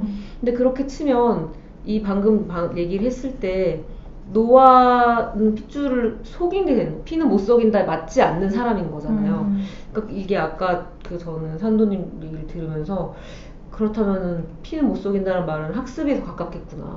노아는 이삭을 보고 자라고 배웠기 때문에, 그러니까 이게 뭐가 맞는지 잘 모르겠어요. 솔로몬은 그 모두를 다 보고 그 환경에서 자랐고, 어떻게 보면은 파친코에 대해서 안 좋은 그걸 다 알고 있는 거잖아요. 회사 사람들도 말하잖아요. 너네 아버님 파친코 하신다면 이런 식으로. 파친코를 절대 안 할 것 같았던 친구가 결국엔 파친코 경영에 나선고, 그런가 하면은 노아는 한수의 아들임에도 불구하고 이삭과 너무 똑 닮았고, 그런 거 보면은 피는 못 속인다라는 말에 대해서 뭐라고 할 수 없겠다라는 얘기를 파친코에서 하는 것 같다는 생각이 듭니다. 그 솔로몬이 파친코를 경영하는 거에 대해 어떤 생각이 드세요? 저는 뭐 그 선택에 대해서 판단하기에는 좀 어렵고, 어떤 과정으로 그 선택을 하게 됐는지를 좀 보고 싶어요. 그게 시즌 2의 묘미일 것 같습니다. 네. 근데 제가 찾아본 바로는 시즌 2는 노아와 그 형님 정은채 진짜요? 중심 얘기라고 하더라고요. 노아와 형님. 그러니까 노아 이야기. 네, 노아 이야기인데 그 형님과 또 막 그런. 형님은 이삭의 형님? 아니요, 정은채. 경희. 네. 경희 얘기랑 이렇게 그쪽인 것 같던데요. 정확한지는 모르겠지만. 이 시즌마다 주인공이 다른 건가요? 그런가 봐요. 이것도 재밌는 부분이네요. 약간 브리저튼이네? 주제가 다르구나. 네, 그렇게 이제 다룬다고 하더라고요, 중심으로. 좋아요. 왜냐면 선자가 주인공이긴 하지만 그 경희, 그 형님도 중요한 사람이잖아요. 네, 되게 의미 있고 좀 짚어볼 만한, 그러니까 되게 들여다보고 싶은 인물이긴 하거든요. 네. 정은채 씨가 그냥 맡은 건 아니었구나. 맞아요. 네, 너무 뒤에 나와서 아니 이렇게 조연으로 쓰긴 너무 아까운 배우인데 했었는데 그 이유가 있고 그런 식으로 진행이 될 것 같더라고요. 재밌겠네요. 그러면 솔로몬은 그럼 시즌 2와 상관없이 어떻게 살게 될까요?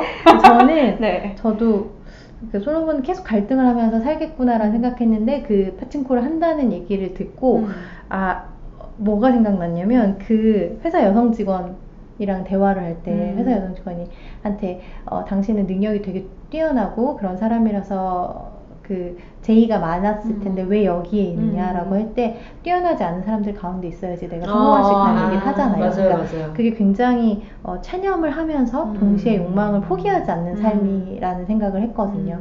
근데 솔로몬이 역시 다르다. 그러니까 설명을 하면서 얼마나 크다. 왜냐면 성공은 하고 싶으니까. 그러니까. 하지만 이 상황에선 나는 올라가는데 반드시 한계가 있다는 거는 인정을 한 거죠. 어느 정도는 체념을 한 거죠. 그 여성의 그 말이 되게 정말 영리하다는 생각이 들었어요. 네. 그래서 근데 그게 막 솔로몬이 파친코를 하는 것도 비슷한 맥락이지 않을까? 지금 이 상황에서 미국에서도 그리고 한국에서 일본에서도 본인이 설 자리가 없어지고 누군가를 버려야 할 때 가장 먼저 버려지는 사람이라는 걸 깨닫고 있는 거잖아요. 회사에서도. 그래서 근데 솔로몬은 아까 말씀하신 것처럼 절대 파친코를 안 할 것 같다는 느낌이 든 게 합법을 계속 물어보는 사람이고 파친코에 대해서. 왜냐하면은 이게 아버지와 다른 삶을 살고 싶어 하고 그렇게 될 수 있다고 생각하고 그리고 그걸 위해서 가족들이 이렇게 나에게 투자를 해서 키워낸 걸 너무 잘 알고 있는 사람인 거죠. 그래서 다른 방식으로 성공해야 된다고 아주 많이 생각했을 것 같거든요. 근데 그런 사람이 파친코를 선택을 한다? 일종의 체념이지 않을까? 그런 생각이 좀 들어서 하지만 이 사람이 욕망을 버리는 사람은 아니기 때문에 말씀하신 것처럼 파친코를 어떻게 하게 될지 하고 나서 어떤 식으로 경영을 할지 이런 것들도 좀 궁금하긴 했어요. 그 마지막쯤에 몇 화였는지는 기억이 안 나는데 그 솔로몬한테 파친코를 하겠냐고 제안하는 사람이 나타나잖아요. 네. 솔로몬이 그 사람의 쟤랑 얘기를 하면서 그 자기가 실패한 계약, 그 땅 파는 할머니가 결국 땅 안 팔게 된 그 사건을 얘기하면서 어떻게든 그 땅을 팔게 해서 그 자기가 지금 그 잘린 그 회사를 약간 욕먹여 달라고 그런 식으로 좀 얘기를 해요. 저는 그 마음이 뭘까를 아직도 좀 잘 모르겠어요. 얘기하시니 너무 알 것 같은데? 그러니까 알 것 같은데 이게 그 솔로몬이 앞으로 할 선택에 그게 어떤 영향을 미칠까 그 부탁이라는 게 싶기도 하고 좀 약간 뜬금없이 좀 느껴지기도 했고. 맞아요. 그거 대기업이 어떤 책임 없는 설정이거든요. 그래요? 굳이. 왜냐면은 예를 들어 그 솔로몬이 이제 그 할머니의 땅 못 팔게 하는 게 결국에는 이제 자기 선자의 삶을 생각해서인데, 근데 이제 그 선택을 사실 약간 후회하기 때문에 그 할머니를 땅을 약간 협박해서라도 팔게 하는 거잖아요. 그러니까 결국에 성공과 선자가 가진 가치 중에 성공을 선택하는 일에 좀 가까운 얘기인 것 같아서 그 대사가 약간 뜬금없다는 생각이 좀 들어요. 근데 저는 그 부탁이 좌절되잖아요. 그래서 그 부탁을 받은 사람이 앞으로 버블이 꺼질 것을 예언하잖아요. 몇 년 뒤에 4분의 1이 될 것이다. 그래서 그건 약간 그러니까 솔로몬이 그런 마음에 아직도 이제 왔다 갔다 하는 거지. 그리고 그 할머니와 하는 그 회의실에서의 장면이 약간 종교적이잖아요. 자기도 모르게 뭔가 가마가물비 뒤에서 팍 이렇게 뱉는 거잖아요. 그러니까 다시 정신을 차리고 봤을 때 맞아요. 근데 후회하긴 하더라고요. 내가 왜 후회할 것 같은데. 너무 그때 컸어. 자기가 한마디만 했으면 됐을 것 같은데 이런 생각을 아마 했지 않았을까? 이런 생각이 들긴 했어요. 그래서 그 선자한테 할머니 때문이라고 하는 것도 되게 공감 가고. 맞아. 내 할머니 때 홀려가지고. 그러게요. 솔로몬의 저는 이야기가 시즌 2일 줄 알았는데 아니면은 또 언젠가 그걸 볼 수가 있겠죠. 나올 것 같아요. 네, 그러면 다음 주제로 좀 넘어가겠습니다. 다음에 이제 제가 생각한 이야기는 결국 이 드라마의 역사적 배경에 대해서 좀 얘기를 해보고 싶었어요. 일제강점기 얘기잖아요. 그리고 그 일제강점기에 살아가는 다양한 인물들의 삶을 또 보여주는 드라마이기도 해서 그 인물들에 대해서 좀 얘기해보고 싶었습니다. 특히 이 드라마에서 약간 대조되는 게 이삭과 한수죠. 그러니까 일제강점기의 남성들인데 둘 다 약간 엘리트라고 하기 한수가 엘리트인지 모르겠지만 어쨌든 그런 선자의 삶에 영향을 많이 미치는 그 둘인데 굉장히 좀 대조되는 인물이라서 또 이제 그 둘의 삶에 대해서 좀 많이 그려지기도 하고요. 드라마에서 7화는 통째로 약간 한수의 이야기를 다루고 있는데 없어도 되는 거죠. 왜 그렇게까지? 네. 그래서 이 둘이나 혹은 이제 거기서 그려지는 많은 일제강점기 여성들의 삶이나 뭐 혹은 또 다른 인물들에 대해서 얘기를 해보고 싶네요. 아까 키니님께서 한 명에 대해서 더 얘기하고 싶다 여기 아니에요? 맞아요. 그죠. 누구? 일단 저는 경희입니다. 네. 왜냐면 경희는 물론 경희의 어떤 삶에 대해서 별로 그려지진 않는데 저는 이 드라마에서 그려지는 여성들 간의 연대에 조금 집중하면서 봤었고, 그게 물론 그 하숙집에서 일하던 언니들과 혹은 선자가 선자 엄마랑 교류하던 것도 있지만, 그 경희와 교류하는 장면들이 정말 좋았어요. 그러니까 경희는 약간 좀 부잣집 딸인 것 같죠? 약간 양반집 딸인데, 어쨌든 일제강점기가 오면서 뭔가 이렇게 그 영향을 좀 받게 되고, 남편은 사실 이제 오사카에 와서 지내지만 힘들게 지내죠. 그래서 경희가 하는 말 중에 그런 말이 나와요. 나 시집 오기 전까지는 밥 한 번도 해본 적이 없다. 돈도 쥐어본 적이 없다 그랬어요. 왜 그런 애를 결혼해가지고. 그러니까. 근데 평양에선 양반이니까. 그래서 와서 되게 고생하는데, 그럼에도 그 우아함 같은 걸 이렇게 잃지 않는 인물로 나오고, 근데 그러다가 이제 선자가 갑자기 오게 된 거예요. 임신한 채로. 근데 이제 경희 남편은 사실 선자를 별로 곱게 안 보는데, 경희는 이제 선자한테 오자마자 또 쌀밥이랑 고기를 내주고, 또 이 경희도 사실 여기서 적응을 아직 못한 인물이에요. 힘들어 하는데도 선자를 돕고, 또 선자랑 그런 대화들을 나눠요. 예를 들어, 경희가 실수로 선자가 이제 집에서 갖고 온 옷을 빨게 돼요. 그러니까 선자는 그 냄새를 사실 약간 계속 보관하고 싶었던 건데, 냄새가 사라져서 선자가 막 울거든요. 그러면서 경희가 미안해 하면서 선자가 대체 언제 나아지는 거냐 이렇게 얘기했더니, 경희가 괜찮아지지 않는다. 자기 여태까지 안 괜찮아진다. 그냥 참는 법을 배우는 거다. 라고 얘기를 한다든가, 그리고 이제 그 선자가 경희가 무서워하니까 또 이제 선자가 경희한테 하는 말이, 같이 무서워하면 힘이 나지 않겠냐. 또 이런 대사도 나누고, 어쨌든 둘의 힘든 순간에 서로 같이 있어주는데, 이게 젊은 그 선자와 경희도 그렇지만 나이 든 선자와 경희도 굉장히 의미 있는 관계예요. 그러니까 둘 다 결국 고향을 못 돌아가고 계속 오사카에 같이 있다가 경희가 먼저 죽죠. 그리고 선자가 이제 고향을 떠나와서 처음 다시 고향을 가게 되는 계기가, 경희를 이제 고향 땅에 뿌려주기 위해서 가요. 경희는 한 번도 고향으로 못 돌아갔는데, 그래도 이제 나라도 그 경희를 이제 고향에 돌려보내줘야 된다 하고, 이제 그러면서 다시 이제 영도를 가게 되거든요. 그래서 뭔가 이 둘이 공유하는 것들, 평생 공유해온 것들, 이런 거에 대한 생각을 하니까 너무 약간 마음이 뭉클해서 저는 그 관계가 정말 좋았습니다. 맞아요.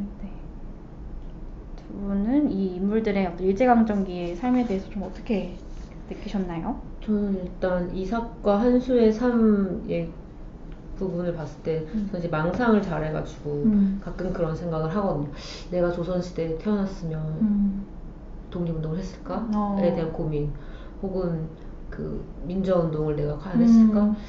전 안 했을 겁니다. 저는 민주화운동 뒷공무니에서 노래 부르다가 좀 불을 신용하다가 튀고 나중에 무용담처럼 내가 말이야 이런 사람인데, 근데 이제 마지막 8화가 그거를 다 보여주고 생각하게 만드는 화였던 것 같아요. 이삭은 잡혀가고 한수는 갑자기 나타나가지고 돌아보지 말라고 그러고, 그래서 근데 저는 뭐가 맞고 틀리고는 빤한 말이지만 맞고 틀리고는 없는 것 같고, 다만 저는 한수 같은 사정이 없는, 이삭 같은 대의가 없는 그냥 일반 사람들의 선택이 항상 궁금하고 결국은 그게 정답에 가깝다고 생각을 하는데, 그게 선자의 대사에서 드러났던 것 같아요. 그 선자가 이삭이 알고 지내던 일본인 부부를 찾아가가지고, 그러니까 저는 김미나 배우가 쭉 연기를 너무 잘하고 너무 좋다 감탄을 했는데, 진짜 연기에 감탄한 거는 그 8화의 그 부분이었거든요.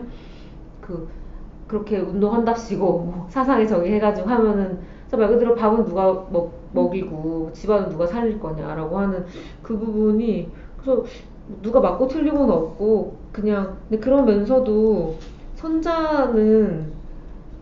선자가 결국에는 첩이 아닌, 그러니까 몸이 편하게 살 수 있는 첩의 길이 아닌 마음이 편하게 살 수 있는 이런 험난한 생을 택했듯이, 그 이삭의 그런 결정이 한편으로는 자랑스러운 거 비슷하지 않았을까? 라는, 그러니까 좀 더 용기를 얻고 살 수 있지 않았을까? 그러니까 저는 부등호나 어떤 퍼센테이지로 치면은 그래도 저는 약간은 마음이 편한 이삭 쪽이 조금 더 기우는 것 같긴 해요. 물론 그렇게 용기 있는 사람 내가 못 됐겠지만 그런 생각을 했었고, 그뭐 일제강점기 여성의 삶 이런 질문도 좀 주셨는데 뭐 이것도 뻔한 얘기이지만 그 여성을 포함한 소수자나 조금 약한 사람들의 존재들은 위급한 상황에서 가장 최일선에서 가장 앞서서 최악의 상황에 처하는 것 같거든요. 네, 맞아요. 그게 너무 좀 슬프다는 생각이 들었고 동희 자매가 둘 다 이제 결국 위안부로 근데 그러니까 적어도 선자는 어머니라도 있었지만 그 자매는 부모가 너무 없고 그래서 그 대화가 너무 슬프잖아요. 선자가 결혼하니까 꿈에 부푼 동생이 결혼에 대한 상상하니까 우리가 누가 결혼할 수 있겠냐 막 이런 얘기를 언니가 막 매몰차게 계곡에서 하는 그런 거. 근데 그러니까 배경도 뭐도 없으니까 위안부로 갔던 거고 근데 책에서는 그냥 그 정도로 그려지고 마는데 저는 그 드라마에서 선자가 영도에 돌아와가지고 언니를 만나잖아요. 네, 그거는 소설에 없는 장면이에요. 네, 제가 알기로 없어요. 그래서 그 보여주는 게 너무 좋았고 어쩜 연기를 진짜 그렇게 진짜 그 문 열릴 때 나는 이미 울고 있었어.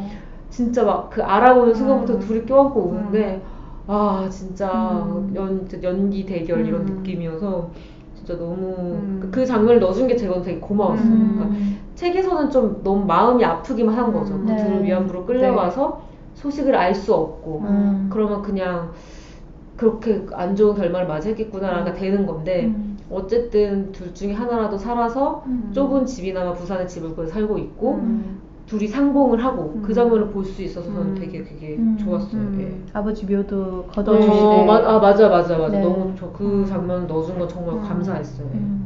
그 살아남은 복희 말고 동희는 자살한 거 나오더라고요. 네.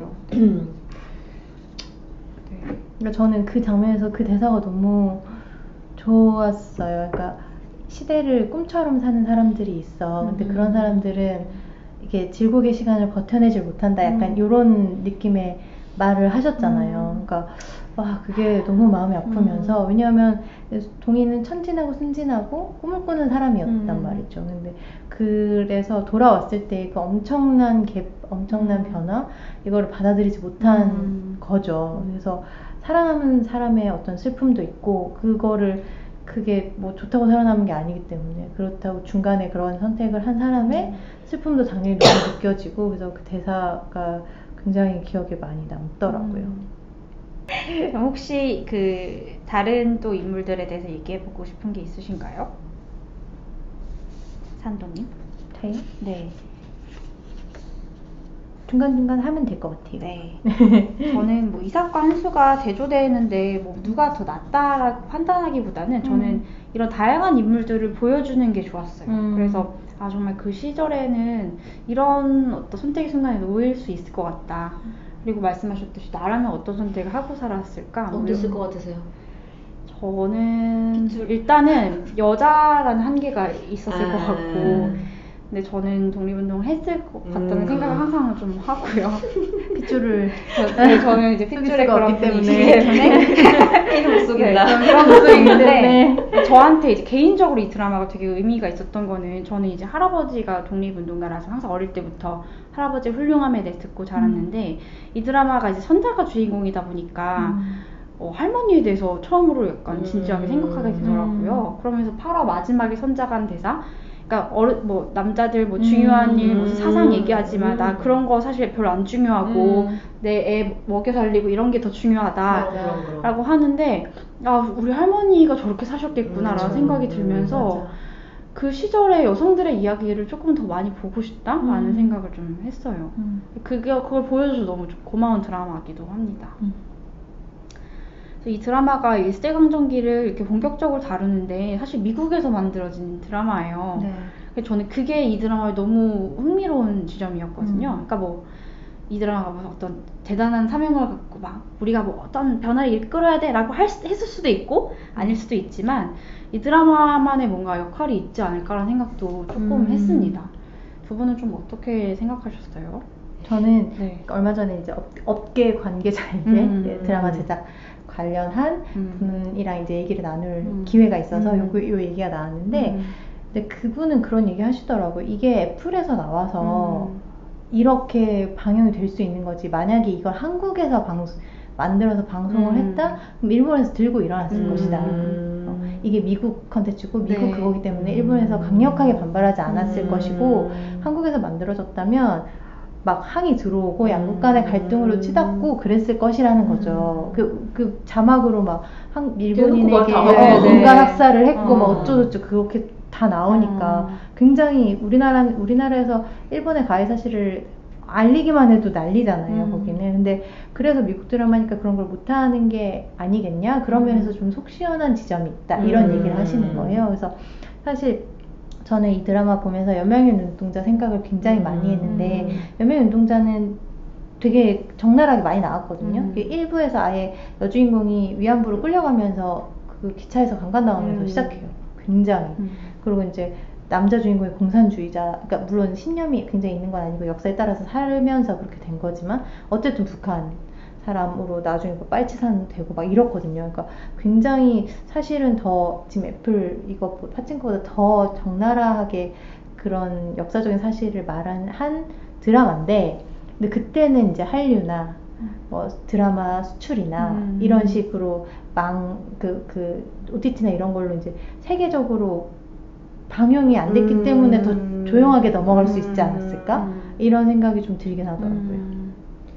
저는 그 사화가 여러모로 되게 인상적인데 그 사화 내용 중에 그런 게 있어요. 이렇게 이삭이랑 선자가 오사카에 가는 배에 탑승을 했는데 한국인 이제 광산에 노동자로 가는 한국인들이 실려 있고 거의 짐칸이죠, 짐칸에 막 정말 이렇게 부려지듯이 그렇게 막 여럿이 몰려 있고 그런가 하면은 선자가 잠시 마주쳤던 한국인 여가수, 너무 아름다운 그 가수는 아마도 1등석 그 VIP들을 위한 연회에서 막 노래 부르고 이제 그런 장면이 있는데 갑자기 노래를 뚝 멈추고 그 뭐라고 해야 돼요? 찬가요 그것도? 그러니까 그런 우리 가락을 부르고 춘향가 같던데. 네, 이제 그거를 부르고 구슬프게 이렇게 되게 부르고 그거를 이제 얼핏 들리는 그걸 듣고 이제 한국인들이 따라서 막 부르는 그런 장면이 나오는데 그거 되게 국뽕 아닙니까? 저는 그걸 보면서 저는 평소에 애국심 하나도 없다가 막 월드컵 이럴 때 확 일어나는 사람으로서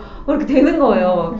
그리고 이제 막 그 여자 끌어내려고 하니까 자결하고 들고 있던 스카프 같은 거에는 막 무궁화 그려져 있고 막 흰색 드레스에 피 쫙 이렇게 그게 되게 근데 이제 그것도 그렇고 그 솔로몬이 그 은행 그 일본 이렇게 있으니까 할머니랑 얘기할 때 할머니가 자기의 그걸 묘사할 때 얘네들이 우리 뭐 바퀴벌레 같다고 했어라고 하는 그런 표현이라던가 그게 되게 대놓고 노골적으로 일본에 대한 적대감 이런 거를 좀 들끓게 하더라고요. 특히 평소에 애국심이 없는 뭐 야구장 가면 애국 가도 잘 안 부르는 저 같은 사람도 그걸 보고 나면 화가 나고 야, 내가 솔로몬이어도 저건 안 된다고 하지 막 이렇게 되는. 근데 그거를 한국인이 아닌 아무리 연관 관계도 없는 이방인인 다른 나라 사람들이 이걸 봤을 때 어떤 감정일지가 좀 궁금하고 그런 사람들도 나처럼 피가 끓게 만든다면 이 드라마가 그런 일본의 과거를 잊지 않게 하는 역할을 할 수 있지 않을까라는 생각은 했습니다. 저는 이런 컨텐츠가 더 많이 만들어졌으면 좋겠어요. 말씀하셨듯이 사실 우리나라에 직접적으로 하기 어려운 이야기들이잖아요. 근데 이게 이 이민진 작가가 재미교포세요. 맞아요. 네. 근데 저는 요즘에 뭐 의도한 건 아닌데 이런 재미교포, 그러니까 한국계 이제 미국인이나 이런 뭐 한국계 어떤 다른 나라에 사시는 분들이 만든 작품들을 많이 보게 되면서 이들만이 할 수 있는 역할이 있다라는 생각을 조금 하게 됐어요. 미나리도 그렇고. 그래서 이 드라마가 그래서 정말 훌륭하다는 생각도 좀 했습니다. 그래서 다음 질문은 이런 이방인의 어떤 문학이나 정체성에 대해서 조금 얘기를 해보려고 하는데, 물론 저희는 셋 다 한국에 사는 한국인이지만 뭐 평소에 본인이 좀 이방인이라고 생각하시나요? 뭐 그렇게 느끼신 적이 있으시거나?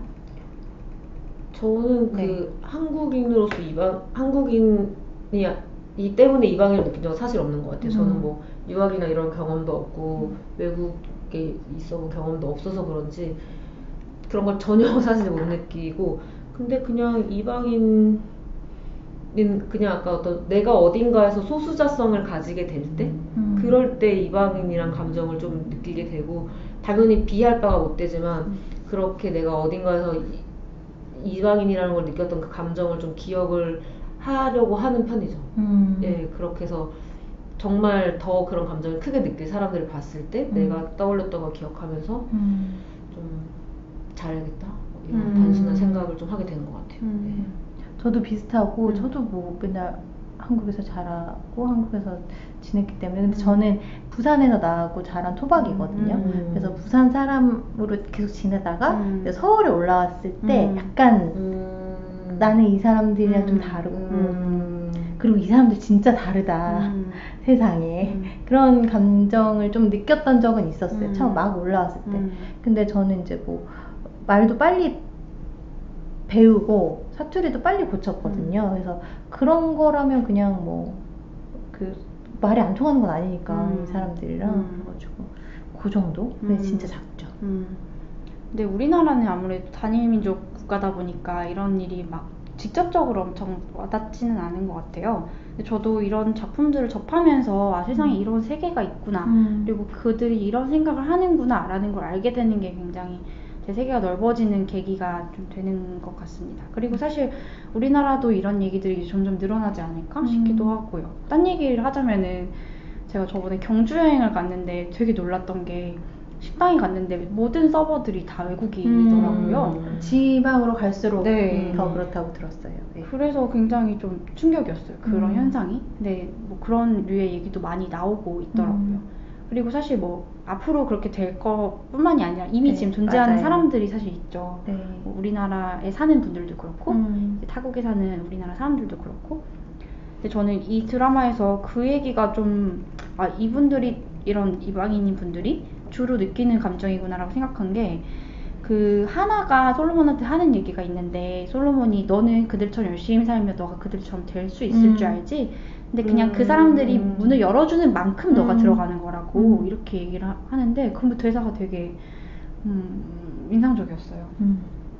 그리고 내가 어쨌든 여기 완전히 속할 수 없는 사람이라는 그 정체성이 이런 이방인 분들이 항상 느끼는 거겠구나 라는 생각을 좀 했습니다. 저는 정말 우연히 최근에 그런 작품들을 계속 연달아 보게 됐는데 혹시 뭐 그런 그 타국에 사는 한국 사람들이 쓰는 그러니까 이게 타국에 사는 이주민이 쓰는 문학을 제가 이번에 알게 됐는데 디아스포라 문학이라고 하더라고요. 그런 멋있는 용어를 알게 됐는데 아 이런 게 이렇게 용어로 있을 정도로 어떤 장르구나라는 걸 처음 알게 됐어요. 혹시 뭐 여태까지 봤던 작품이나 뭐 좋아하시는 것들이 있으신가요?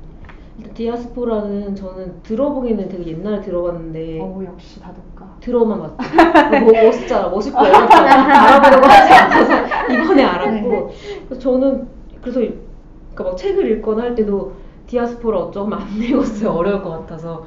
그래서 사실 작품을 잘 모르겠고 그냥 이게 디아스포라의 영역인지는 모르겠고 그냥 떠오른 거는 좀 뻔한데 그 가네시로 가즈키의 고라는 그 책이 그냥 저는 떠올랐고 다시 읽으면 또 어떨지 모르겠는데 이거를 거의 10몇 년 전에 읽었는데 되게 인상 깊게 읽었거든요. 작가가 일단 자이니치고 여기서 그 갈등과 이런 걸 되게 잘 다뤄서 이건 영화로도 나왔잖아요. 그래서 그냥 저는 좋아하는 작품은 그걸 떠올렸어요. 이게 영역인지 모르겠지만. 네.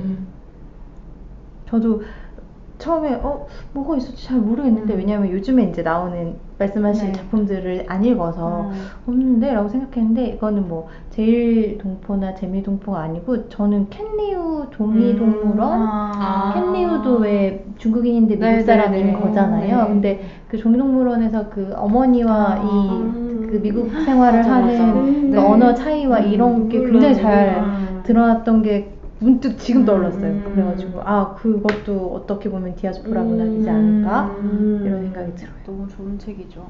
정말 좋은 책이죠. 네.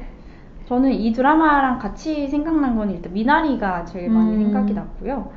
최근에 제가 읽은 책 두 권은 마이너 필링스라는 에세이고 H마트에서 울다라는 것도 에세이예요. 둘 다 마이너 필링스는 재미교포시고 H마트에서 울다는 이제 그 어머니가 한국인이시고 아버지가 미국인인데 미국에 사는 그 사람의 이야기인데 약간 이제 둘이 하는 얘기는 달라요. 마이너 필링스는 결국 그러니까 사실 차별에 대한 이야기고 정확히 차별에 대한 얘기고 제목이 상징하듯이 이런 동양인으로서 미국에서 살아갈 때 느끼는 그 미묘한 불편감들을 마이너 필링스라고 이야기하고 그런 것들을 정말 사실 글을 정말 잘 쓰는 분이에요.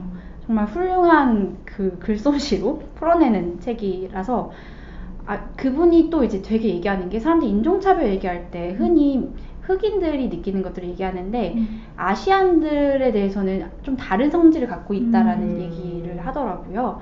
예를 들어 아시안들은 성실할 것이다 라든지 조용할 것이다 이런 것들 사실 그런 것 자체도 차별인데 그런 얘기들을 너무 안 되고 있다라는 얘기를 하시는데 이런 얘기도 전 처음 읽어서 되게 좀 재밌었고 H마트에서 울다는 되게 저한테 재밌었던 부분이 제가 원래 좋아하는 뮤지션인데 그 혼혈인지도 몰랐어요. 근데 이제 이 책을 통해서 알게 됐는데 이게 어머니를 그리워하는 내용이에요. 근데 어머니가 한국인이고 이 어머니에 대해서 묘사하면서 음식 얘기를 정말 많이 하거든요. 한국인답게 음식을 정말 좋아했다 하면서 엄마가 해준 음식을 그리워하고 엄마가 해준 음식을 구현하려고 H마트, 한인마트에 가는 그런 내용인데 그 두 책이랑 이 파치코를 연달아 읽으면서 이런 생각을 하고 이런 어려움을 겪고 또 이런 정체성을 갖고 계시는 분들이 있구나라는 걸 좀 저는 처음 알게 돼서 좀 그런 제 세계가 좀 확장되는 계기여서 앞으로 이런 책을 좀 읽어야겠다라고 생각을 했습니다. 그리고 요즘에 이런 책이 좀 인기인 것 같아요. 파친코도 베스트셀러고 H마트에서 울다도 맞아요. 제가 알기로는 팝콘 팔려가지고 영화인가 드라마인가 만들어진다고 들었거든요. 그러니까 이게 뭔가 콘텐츠로서의 강점이 있다는 판단들이 생긴 것 같아요. 네. 그래서 저는 그 H마트에서 울다를 읽고 이걸 파친코를 보다 보니까 그 음식에 대해 생각을 굉장히 많이 하게 됐는데 파친코에서도 은근히 음식 얘기를 많이 해요.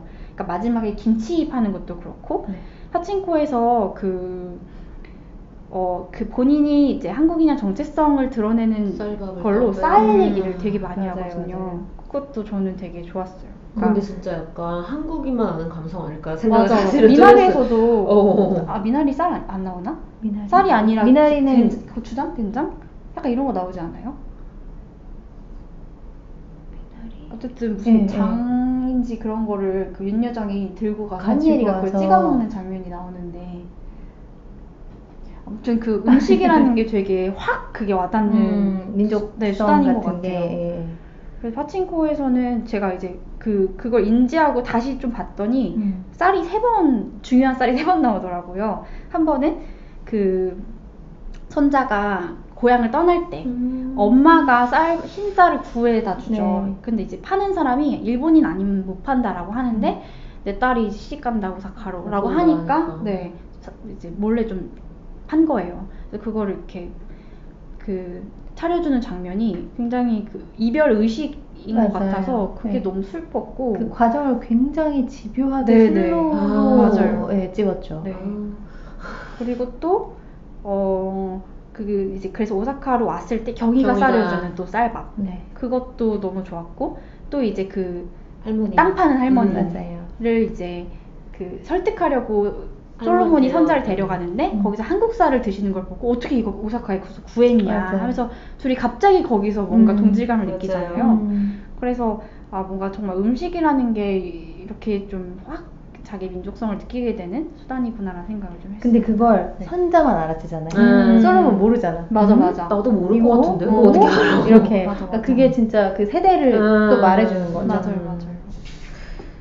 그래서 아까 얘기하셨는데 이제 요즘에 이렇게 타국에서 나오는 또 이런 사실 한국 드라마 같지만 한국 드라마가 아닌 이야기들이 미나리도 그렇고 파친코도 그런 것 같은데 저는 그래서 이 파친코가 아까 초반에 얘기하셨는데 굉장히 미국 드라마처럼 만들어졌어요. 실제로 미국 드라마고 그쵸. 그 인물들도 그렇고 뭐 음악 쓰는 방식이나 이런 게 정말 미국 드라마인 것 같은데 어떤 면에서 좀 그렇게 다들 느끼셨나요? 저는 그 음악이나 이제 그런 연출도 그렇지만 선자라는 인물 자체가 굉장히 미국적 인물이라는 생각을 약간 했어요. 그 한국 드라마에서 그려지는 옛날 여자 랑 좀 다른 종류의 인물이고 굉장히 주체적인 인물이라서 이게 그러니까 재미동포인 분이 만들었기 때문에 이런 인물이 탄생할 수 있지 않았을까라는 생각도 해요. 아니면 그분들이 기억하는 할머니는 항상 강인했기 때문에 그럴 수도 있지 않을까요? 그럴 수도 있을 것 같아요.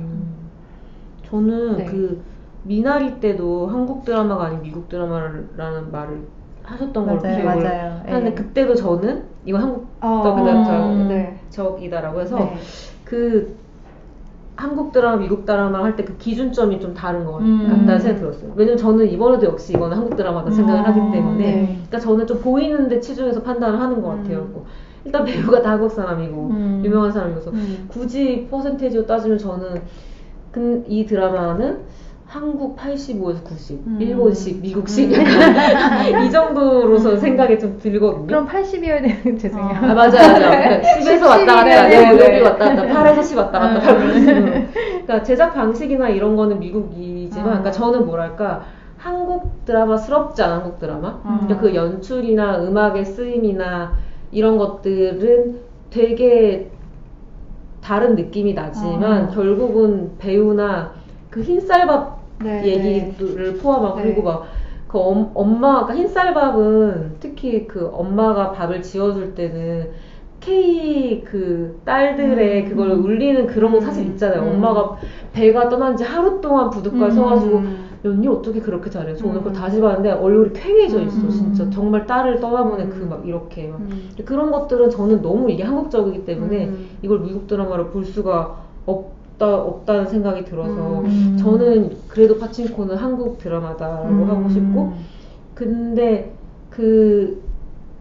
이 드라마가 또 좋은 이유는 그렇게 일본적이고 미국적인 요소가 조금씩 들어가서 저는 더 좋았던 것 같아요. 100% 한국적이면은 이렇게 제가 올해의 드라마라고 말을 못할 것 같은데 특히 저는 일본적인 게 들어간 게 좀 좋았는데 제가 일본적이라고 느꼈던 거는 4화의 마지막에 솔로몬이 그렇게 춤추는 그런 장면이라던가 하나의 캐릭터가 하나의 그 침대를 들고 옥상으로 가는 거 또 하나가 그렇게 그 솔로몬한테 하는 방식 이런 게 제가 몇 편 많이 보진 않았지만 봤던 일본 영화나 그런 거랑 좀 비슷한 느낌이 들어서 저는 이게 한국 드라마다라는 생각이 들었고 아까 선자 캐릭터 얘기도 하셨는데 그거를 그런 주체적이고 그런 거를 미국적이라고 정의 내리는 게 저는 조금은 어려운 것 같아요.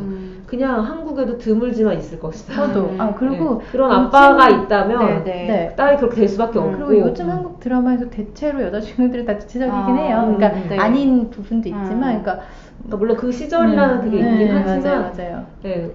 저는 그래서 그걸 선자의 그런 특성을 미국적이라고 하기는 약간 저는 어렵지 않나는 생각도 조금은 들더라고요. 저도 비슷해서 말씀드리고 싶은 게 그러니까 그 조선시대 뭐 일제시대 때 딸은 무조건 홀대 받았을 것이다. 이것도 물론 대체적인 정서는 그러했겠지만 이제 선자라는 인물을 한번 생각을 해보면 선자의 아버지는 아까 말씀하신 대로 언청이이자 장애인이라서 왜 대사도 나오잖아요. 절대 자식이 없이 죽을 것이다 라는 얘기를 들었고 실제로 어머니도 아이를 많이 잃었단 말이에요. 근데 그 중에서도 선자는 살아남았어. 똘똘한 여자예요. 어떻게 안 사랑하지? 이런 생각이 드는 거예요. 그러니까 그 인물의 역사를 생각해보면 이제 옛날 조선을 떠날 수 있는 충분한 베이스가 되고 그래서 아버지랑 그렇게 좋은 충분한 사랑을 받아서 그리고 그래서 훌륭한 여성이 되었다. 이런 얘기가 저는 그게 그렇게까지 미국적이라거나 아니면 한국적이지 않다거나 그렇진 않았어요. 저는 굉장히 이게 미국 드라마라고 느꼈는데 그 부분에서는 선자라는 인물 자체는 오히려 진짜 강인한 어떤 한국 할머니의 옛날 느낌이 더 들어가지 않았나 이런 생각을 조금 했고 오히려 이삭이라는 인물이 조선인 같지가 않다. 이 사람은 평양의 양반이었고 그리고 그런 뭐 목사이기도 하고 양반이고 이런 사람인데 한국인 같지 않다는 느낌이 좀 있었어요. 그 젠틀맨 같은 느낌이죠. 신사. 신사, 젠틀맨. 막 이렇게 해서 한수랑 이제 이삭이라는 인물이 되게 반대급부로 좀 직조된 이게 한국인이나 이런 거보다는 그렇게 좀 된 인물 같다는 생각이 들었고, 그리고 저는 그 반반인 것 같은 게 저는 부모 자식 간의 스토리나 그런 거에서도 뭐랄까 저기까지 안 들어간다는 느낌이 좀 있었어요.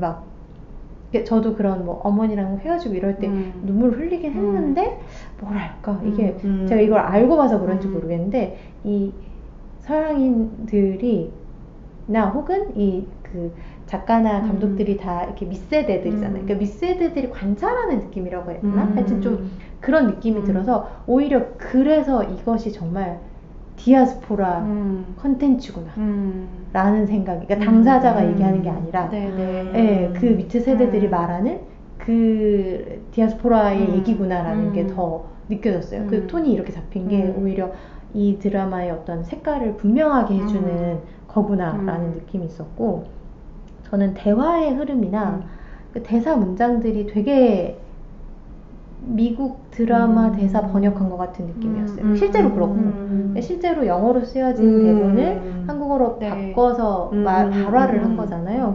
특히 그 대사요. 두려움이 내 몸을 제멋대로 주무르게 하면 나중에 몸의 윤곽조차 낯설어질 거예요.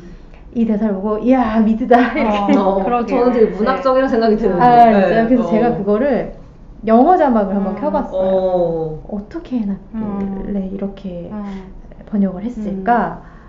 뭐 이렇게 거의 직역처럼 했는데, 그러니까 뭐 my fear to shape me, 그러니까 뭐 주무른다 그거를 shape라고 했더라고요. 근데 아까 키니님께서 역사가 자신을 어떻게 만들어냈는지, 모양을 냈는지라는 말씀에서 약간 깜짝 놀랐어요. 같은 맥락인 것 같아서. 그래서 그리고 뭐 recognize my own outline이라는 말을 쓰거든요. 그러니까 몸의 윤곽이 outline인데 이 사람들은 경계를 계속 인지하는 사람이기 때문에 outline이라는 단어가 의도적으로 쓰였고 그거를 몸의 윤곽이라고 번역을 한 것 같은데, 정말 한국 사람이 안 쓸 법한 단어죠. 네, 정말 번역투죠. 그래서 그런 라인, 그러니까 대사 그 문장뿐만 아니라 이 말을 했을 때 이 말을 치고 그 다음 말을 치고 그 다음 말을 치고 이런 게 약간 미드 같았어요. 그런 흐름들. 죽음도 날 데려가지 못해요. 이런 대사들. 그러게요. 한국 드라마에서 잘 쓰이지 않으려고. 네, 되게 번역투잖아요. 그래서 그러네요. 자막을 좀 말하고 있는 느낌? 그런 게 좀 있었어요. 제가 두 분 얘기하는 거 듣다 보니까 제가 그 미나리도 그렇고 파친코도 미국 드라마다라고 자꾸 얘기하는 게 약간 부끄러워서 하는 생각인 것 같아요. 왜요? 뭐가 부끄러워? 그러니까 제가 아까 디아스포라 문학에 대해서 얘기했는데, 저는 H마트에서 울다 읽을 때도 이분이 엄마의 음식에 대해서 묘사하는 거를 내가 이해할 수 있다고, 내가 이분의 삶을 이해할 수가 있나라는 생각이 들었거든요. 그러니까 분명히 한국적인 부분을 공유하고 있지만 이분의 정체성은 사실 저는 전혀 모르는 영역이라는 생각을 해요. 그리고 파친코나 미나리도 재미교포가 썼기 때문에 이런 컨텐츠가 나오는 거지. 이게 한국 배우가 나온다고 우리가 갑자기 이거 한국 컨텐츠가 이렇게 잘 됐다고 하고 좋아할 일인가? 우리가 평소에 이들의 이야기에 얼마나 그렇게 관심이 있다고? 라는 생각이 사실 저는 들거든요. 내가 자이니치의 삶에 대해서 여태까지 한 번도 관심을 가진 적이 있나? 나는 사실 그들의 존재를 인지하지도 못하고 살았는데 이런 이야기가 잘 된다고 뭔가 한국인이 자부심을 느끼는 게 약간 이상한 현상이라는 생각을 좀 하는 것 같아요. 근데 자부심을 느끼는 사람이 그렇게 많나요? 저는 좀 그것도 어떻게 보면 너무 현상으로 파악하려고 하는 게 아닐까라는 생각이 들어요. 이 콘텐츠를 본 사람들이 저희처럼 이런 게 있었구나, 다른 건 뭐가 있을까 막 이렇게 찾아보게 되는 게 더 많지 않을까요? 이렇게 막 국뽕 막 우리 콘텐츠 역시 K 막 이거를 파친코를 보고 생각하는 사람이 그렇게 많나? 그럴 것 같진 않아요. 약간 허수아비 때리는 느낌? 그런 게 좀 또 느껴져서 그럴 수도 있을 것 같네요. 근데 저는 이제 저의 어떤 내가 여태까지 이런 걸 전혀 모르는 사람들에 대한 반성으로 이들 단독의 이야기지 내가 여기에 왈가왈부할 일이 아니다라는 생각을 좀 해서 계속 미국 드라마다라고 약간 말하고 싶은 것 같기도 해요. 그래서 뭐 약간 저의 이런 감정이 좀 들어간 어떤 판단이 아닐까라는 생각이 근데 들었습니다. 사실 미드죠. 미국 제작인데. 근데 제가 그런 어떤 저의 어떤 심리 상태 말고도 말씀하신 부분에서 약간 미국 드라마로 느낀 것 같기는 해요. 그러면 마지막은 아니지만 거의 마지막으로 네. 이제 너무 사실 좋은 장면이 많은 드라마인데 맞아요. 특히 또 좋았던 장면에 대해서 좀 얘기를 나눠볼까 합니다. 저기 써놨어요. 사화 엔딩 느낌표, 사화 엔딩 느낌표, 사화 엔딩 느낌표 10개. 사화가 저는 제일 흥미롭고 좋게 보는 건데, 그 엔딩은 솔로몬이 그 땅 파는 할머니한테 팔지 말으세요 라고 말할 거예요 라고 해서 회사에서 넌 나를 해서 막 욕 엄청 먹고, 그 장면과 윤여정 배우, 그러니까 나이 든 선자가 경희에 이제 유골 들고 일본 영도를 떠나온 지 처음으로 다시 고향에 돌아가는데, 택시를 타고 호텔로 이동하던 중에 빗길에 갑자기 택시를 세우고 내려달라고 하더니 바다에 이제 발을 담그면서 비가 같이 내리니까 너무 기쁨의 그 눈물과 반가운 눈물과 서러움의, 그러니까 기쁨의 웃음과 서러움의 눈물과 빗물과 이게 섞인 그 교차가 돼서 나오거든요. 솔로몬 저 다시 보고 봤는데, 솔로몬이 그 에르메스 넥타이를 메고 있잖아요. 네. 성공했네 뭐 이런 말 듣고. 맞아요. 근데 솔로몬이 그 계약이 끝나고 계단을 빙글빙글 내려서 뛰어가는데 그 넥타이를 벗어 던지고, 맞아요. 저 다시 보니까 보이더라고요. 그 몰랐어요. 넥타이를 이렇게 풀어서 던지면 넥타이가 휙하고 중간으로, 내려가요. 네. 중앙으로. 그것도 되게 상징적이라는 생각이 들더라고요. 파친코 경영을 위한. 네. 그 내려가서 빗길을 막 뛰어가는데 지하철역 입구에서 밴드가 노래를 부르고 있는데 진짜 미친 사람처럼 막 춤을 막 춰요. 그 춤추는 장면과 선자의 그 눈물과 그게 교차가 되는데, 진짜 전율이 일었어요. 저는 그 편집과 그 연기와 그 음악과 그 모든 게 해서 너무 그거 보는데 진짜 말로 설명할 수 없는, 그러니까 제가 말로 설명할 수 없는 저의 언어가 부족하기 때문이지만, 특히 윤여정 배우님은 그 말로 설명할 수 없는이라는 그거를 맞아. 표현을 그대로 네, 했어요. 맞아, 진짜 맞아. 최고의 연기. 진짜 미나리보다 이 연기가 전 최고라고 생각해요. 진짜 진짜 전율이 일었어요. 그래서 저는 그 4화 엔딩이 최고다라고 썼었는데, 오늘 오전에 마지막 8화 엔딩을 보면서 8화는 실제 어렸을 때 일본으로 넘어가서 지금까지 생존해 계신 할머니들의 네. 육성과 그 얼굴에서 증언을 듣는 교차로 짧게 나오는데, 그게 또 울림을 되게 주더라고요. 그래서 어떤 드라마적인 요소에서 최고의 좋았던 장면은 4화 엔딩이지만, 전반적인 거는 마지막 엔딩이 그 뒤에 크레딧 같은 그 느낌이 아닐까라는 생각을 했고, 그와 별개로 오프닝 씬이 전 너무 좋아요. 그 춤추는 맞아요. 그 모습이 어린 선자, 좀 젊은 선자, 나이 든 선자 모두가 나와서 되게 밝게 웃으면서 웃고 있지만 전 그게 좀 슬펐어요. 이 내용을 물론 알고 드라마를 시청한 것도 있지만, 모르고 봐도 이 사람들은 왜 이렇게 웃고 있고 배경도 다 밝은데 왜 슬프지? 라고 생각했을 것 같은 너무 좋은 음악과 함께 그런 그 오프닝. 저는 그렇게 꼽고 싶습니다. 그게 계속 이제 팝 음악 같은 네. 느낌으로 나오다가 8부 오프닝에서 거기에 맞아요. 이날치가 네, 너무 한국어로 좋더라. 바꿔서 부른 게 딱 나오는데, 그때 확실히 전율이 있더라고요. 맞아요. 와, 맞아요. 몰입해서 네. 봤어요. 네. 맞아요. 너무 좋더라고요. 맞아요. 어떤 장면들이 좋으셨나요? 말씀하신 그 장면들 다 너무 좋고, 네. 진짜 장면들이 이게 어쩔 수 없는 게 왔다 갔다 하잖아요. 그러니까 흐름을 보여주는 게 아니라 왔다 갔다 하기 때문에 모든 장면이 임팩트가 있을 수밖에 없거든요. 가장 강렬한 순간을 보여주니까. 그래서 모든 장면이 되게 좋았고 너무 잘 찍었고 그랬는데, 저는 말씀하신 장면 다 좋았고, 저는 8부에서 노아가 선자 통역해주는 장면이 그렇게 좋더라고요. 그게 뭔지 모르겠는데 이상하게 그런 장면이 너무 좋았어.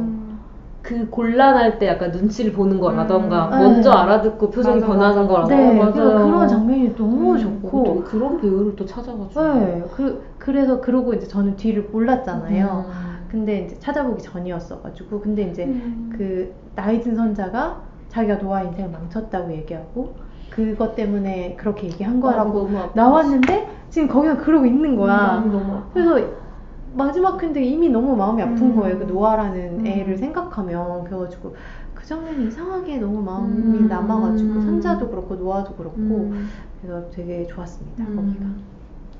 키니님은? 저는 좋았던 장면 많이 얘기했는데 사실 너무 많고요. 근데 이제 그냥 파라 마지막이 정말 좋았습니다. 그러니까 뭔가 이 드라마가 되게 열심히 만든 드라마구나라는 생각을 했어요. 그러니까 어떤 비장함을 가지고 만들어진 드라마구나.